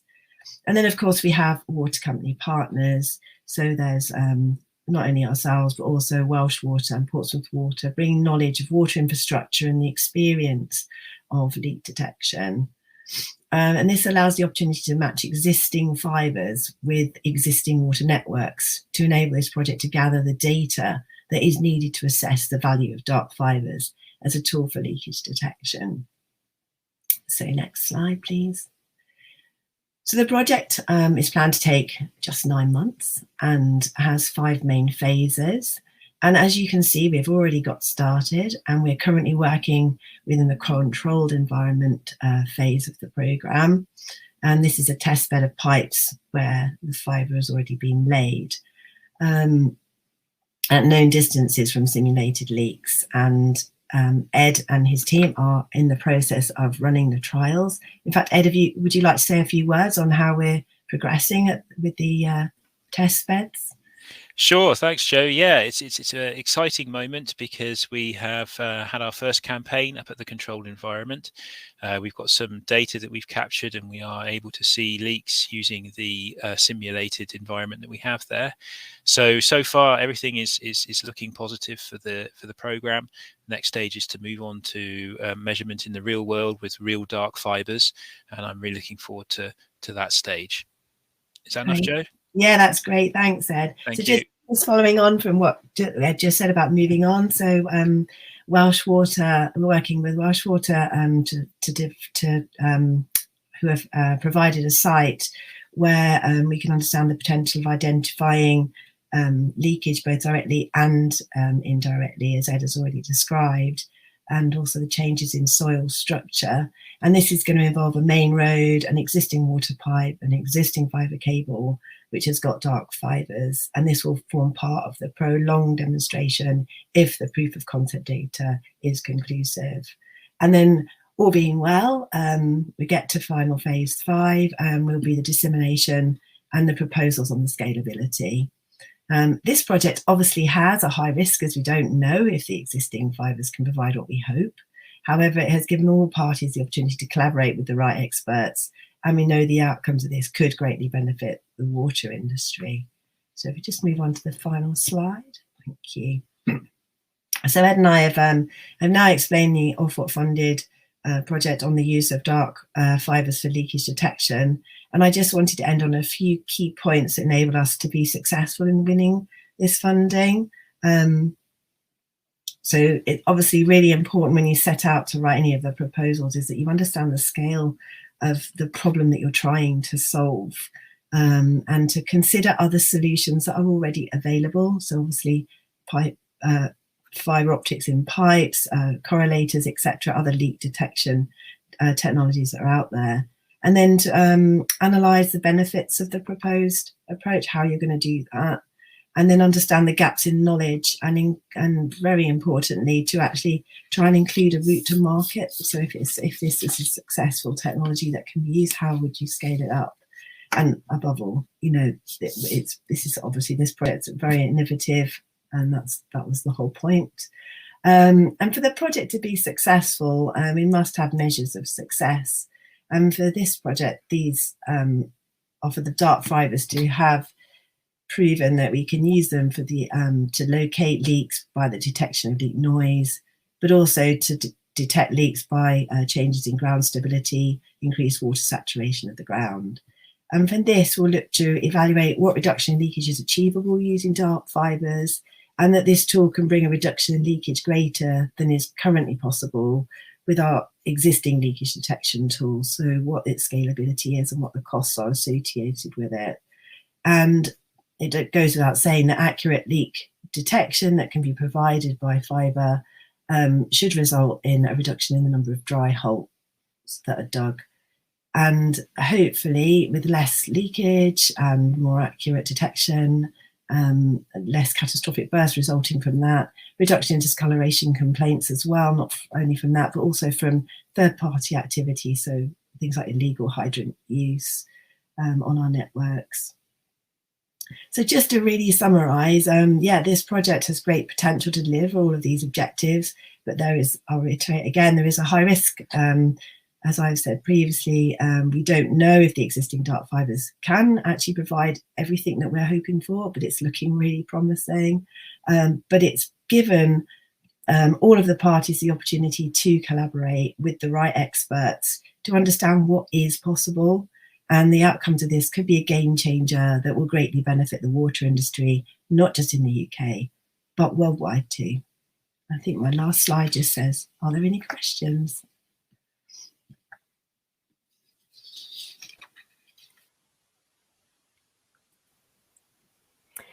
Brilliant. Thanks so much. That was fascinating and a really clever idea, I think. I really like the kind of sharing economy type thinking. I'm not sure if that's quite the right term to use, but particularly the multi-use case for fibre that you mentioned, Ed, that seems really clever and like a good use of resources. So I'm going to kick off with a question about your partnership, actually, because I think it's, you know, the Innovation in Water Challenge that you've won the funding through is obviously primarily about innovation, but obviously also a lot about collaboration. So can you tell us a bit about how you got together? I believe, Ed, I've just been passed some information that your company's new to water. So it'd also be kind of interesting. We've been having a conversation in this conference that you may not have heard around kind of bringing in new voices to the sector and trying to get new perspectives, which it does seem this project is very much trying to do. So any sort of initial reflections on water from Ed, and perhaps Jo, how you got the project partners together, and I suppose also, you know, who the kind of owner of the cable is and how they've been brought in or how they plan to be brought in and what's in it for them. So it's quite a few points there. Shall I try first, Jo? Yes, please. So yeah, a lot of points there. I probably won't remember all of them, so you might have to go back over them. But I think that we obviously set up the company from the beginning with the idea of this multiple use case thing. So we set up the technology and the commercial model to allow that. You asked for perspectives on water, I guess. My main perspective coming into the sector with no knowledge is water is too cheap, and that fundamentally means that it's quite tough to get a leak detection system into use, even though it obviously gives lots of environmental and lots of other benefits to cut down leaks. And so I think that's one of the drivers for us trying to make the system inexpensive enough to be useful. So that's one perspective on joining the water sector. The other is that we were happy to be involved with the partners that we've ended up working on this with. I think that there's a lot of innovative thinking going on, at least in people that we've been talking to, and that's helped, I think, to connect with this, which is, as I say, we understand fiber optics. We don't know anything about water, but we've been able to connect with people who understand about water and perhaps don't know that much about fiber optics, and bringing the two together has been very, very useful. The other question was to do with who owns the fiber, and what's in it for them. Well, mostly it varies. Okay, so some of the fibers, as I mentioned, are next to our roadways, and they're owned by people like Highways England, or whatever they're called now, and Southwest Trunk Road Agency in Wales, for instance, and they have those fibers installed for primarily monitoring communications, so sending out signs at the side of the road. And what's in it for them is they want to know where the traffic is, they want to know where potholes are, they want to know things to do with the condition of the road. So on the one hand, they're providing us with a fiber, which gives us all this information, but on the other hand, they're also consumers of part of the data which they want. And so our business model allows that to happen. So they'll be getting data that they didn't previously have as part of the project. Yeah, so it works on, it's kind of, okay, perhaps not this particular project because this is like a proof of concept, but in when this is deployed in real life, if you like, they'll be on the left-hand side providing us with the optical fiber and somewhere to put our box. So there'll obviously be some charge associated with that. And on the right-hand side, getting information about where the traffic is and the state of the roads, which actually often goes to two different departments as well. So that kind of balance itself out, and then obviously the leak detection information goes to whoever's running the water utilities in that particular area, in this case Welsh Water. Does that give you some sort of an idea? I think you've answered all the parts of my question that you could. Thanks, Ed. So perhaps Jo, do you want to pick up on anything around the formation of the partnership?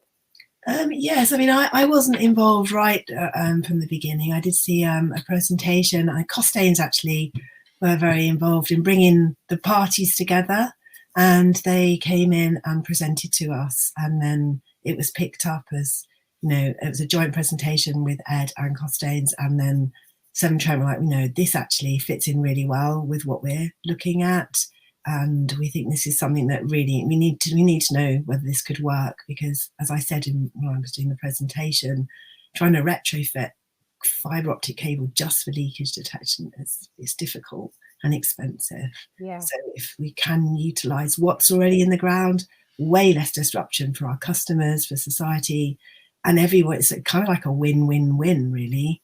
So it's really, it was just like one of those light bulb moments of like, well, that's obvious when you think of it, but it's not that straightforward. It's not that easy. No, thank you for that. It's just sometimes it's hard to see how the things have kind of started, and I think we could probably have a whole seminar on the price of water and whether that's appropriate or not, but we better leave that for another day. I'm going to pick up, there's one question in the chat which is fairly straightforward, which is just about when the dissemination element will start. Will that start, I mean, you've got a very short time frame as well, 9 months, so are you looking to disseminate pretty quickly, or will there be a bit of a lag when you process all the information that you've received and everything? Shall I take that one, Ed? The end of the project is due to be the end of March. And I mean, for me, I guess if there's anything big that we find out after our control bit that we want to communicate out, then I guess there'll be something there. But the big final bit will be hopefully around March, April time. If we carry on running, we're running to timetable at the moment, but you don't know what you don't know as you go forward. So yeah, hopefully that will be, you'll be hearing in 2022. Brilliant. Really good to have a project with such a fast timetable as well. Another question's just come through from Alan Cunningham. He says it's a really interesting idea. Do you have any idea regarding how applicable it might be in rural areas with long trunk mains, or dense networks in town centres? So obviously very different environments. Ed, that's probably one for you. Well, again, it's a combined problem and a combined answer, I guess.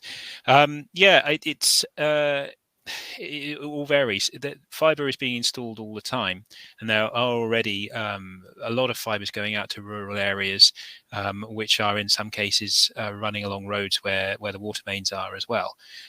So there are opportunities and quite interesting opportunities for monitoring mains going out to rural areas. And then obviously within cities, it all becomes pretty complicated. You've got a lot of fibres and you've got a lot of pipes. But we're finding when we do the analysis of the maps that there are at least fibres available near quite a lot of the pipes. But this is where the indirect leakage detection comes in, because it means that the fibre doesn't need to be right on top of the pipe. The fibre could be a few meters away, and that then leads to a lot of possibilities for monitoring using cables that are slightly more remote to the pipe. Joe, I don't know if there's anything you want to add on that. No, I mean, I find the idea, taking what you've already done in rail, being able to detect the changes in the ballast that's underneath the rails, just by hearing the change in noise as it goes through the ground. And the fibre optic, I can't remember what the distance was, Ed, that you said the fibre optic cable could be quite a way away, and it can still pick up that change. So if you've got a leak that's going and it's changing the structure of the ground, you might not see the leak, but you could potentially be made aware that you've got that problem. But yeah, if that cable doesn't actually have to be bolted to the actual pipe itself, and that's.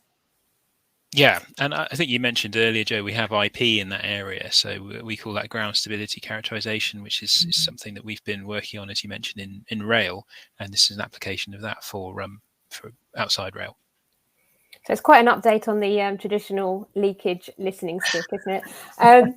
I'll just close off with one question about what the experience of going through the Ofwat fund was, because I think there might be people on this call who are considering putting in bids for the second round.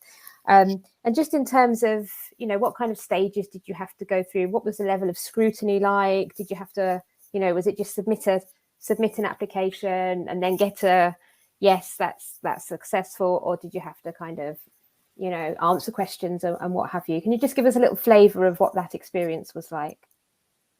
Unfortunately, I wasn't involved in that detail. I'm sorry, Karma. Kieran, who would have been presenting today, who couldn't, was the person that wrote the actual application. Okay, well, not to worry. We can. But whether Ed can say anything. I don't know, Ed, were you?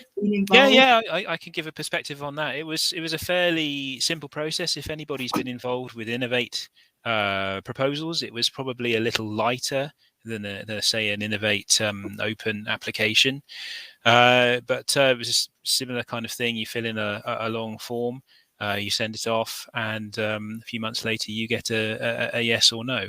What was slightly more complex in our particular position was the getting the legal agreements between all the parties, because I think I'm right in saying, are the first of this kind of fund to get funded, so that there wasn't really a history of working legal agreements to start from. So that took a little bit of time, but I'm hoping that our successors will be able to benefit from that work and have something to start from, which shortens that.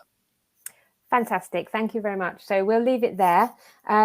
So it is actually time now to draw the seminar to a close. I hope you agree we've today tapped into a really rich theme of insights and updates. I've certainly learned a lot from being here. And so it just remains for me to say thank you so much to our speakers. I think some of them are probably still around on the call. So thanks to Bob and to Jeremy, to Harry and Ben, to Dean as well, who joined Jeremy, Shauna and Joe and Ed. And thank you all for taking part online. It's great to have your questions. It does make it a better event to be able to put your points to the speakers and have a bit of exchange that way. So thanks very much for that. And I will hand back to Judith to finish up and I think tell us about plans for the actual conference next year. I think you're still on mute, Judith. Inadvertently had muted myself. I do apologise. So just to reiterate those thanks to our speakers, yes, thank you so much for everything you've prepared for today, and I'm really looking forward to seeing the development of those initiatives over the coming months, and some of those I'm sure will reappear at our conference back in March. So thank you also to all of our the people who have raised questions today. That was great, and a massive thank you to Karma who's taken us through all those presentations and brought some questions together at the end of each one. That's been great. Thank you so much. So yes, now a date for your diary. So everybody, next slide coming up. So the 22nd annual Leakage conference is going to be back in Birmingham, and the conference will be on Thursday the 17th of March. And we'll be running the dinner the night before, as always. And we'll be back at the Hilton Birmingham Metropole, and you can find out more on the website. And we will send out some more information for all of you after the webinar, just to remind you, because early bird places are available at this moment. So that would be great. And then just a final thank you to all our exhibitor supporters. That's the BIRMAD, Guterman, HWM, Muller, Cyrenix and Technolog, who will all be exhibiting at the conference next March. And if there are others with us today who would like to join us in March to exhibit, then do get in touch with me. And in terms of getting you the information from today, we will get you the presentations and the recordings as soon as we possibly can. But in the meantime, just a big thank you to Karma, and again to all our speakers, our supporters, and all of you. So thank you for joining us. Have a great weekend, and do go and network. We have sort of 36 minutes left in the event, and there are a couple of networking rooms over in sessions. So sorry, doing the wrong way. That side of your screen, go to sessions, and there's a coffee shop. You might need to go and make your own coffee and bring it. And I think Jez is going to be in that coffee shop, and I'm going to go and join him there in a moment. And then there's a round table one, just to differentiate. And you can be on screen, or you can just connect through chat. And I hope to see some of you there. And thank you again, everybody. Have a really great weekend when you get there. Thanks so much. Bye-bye.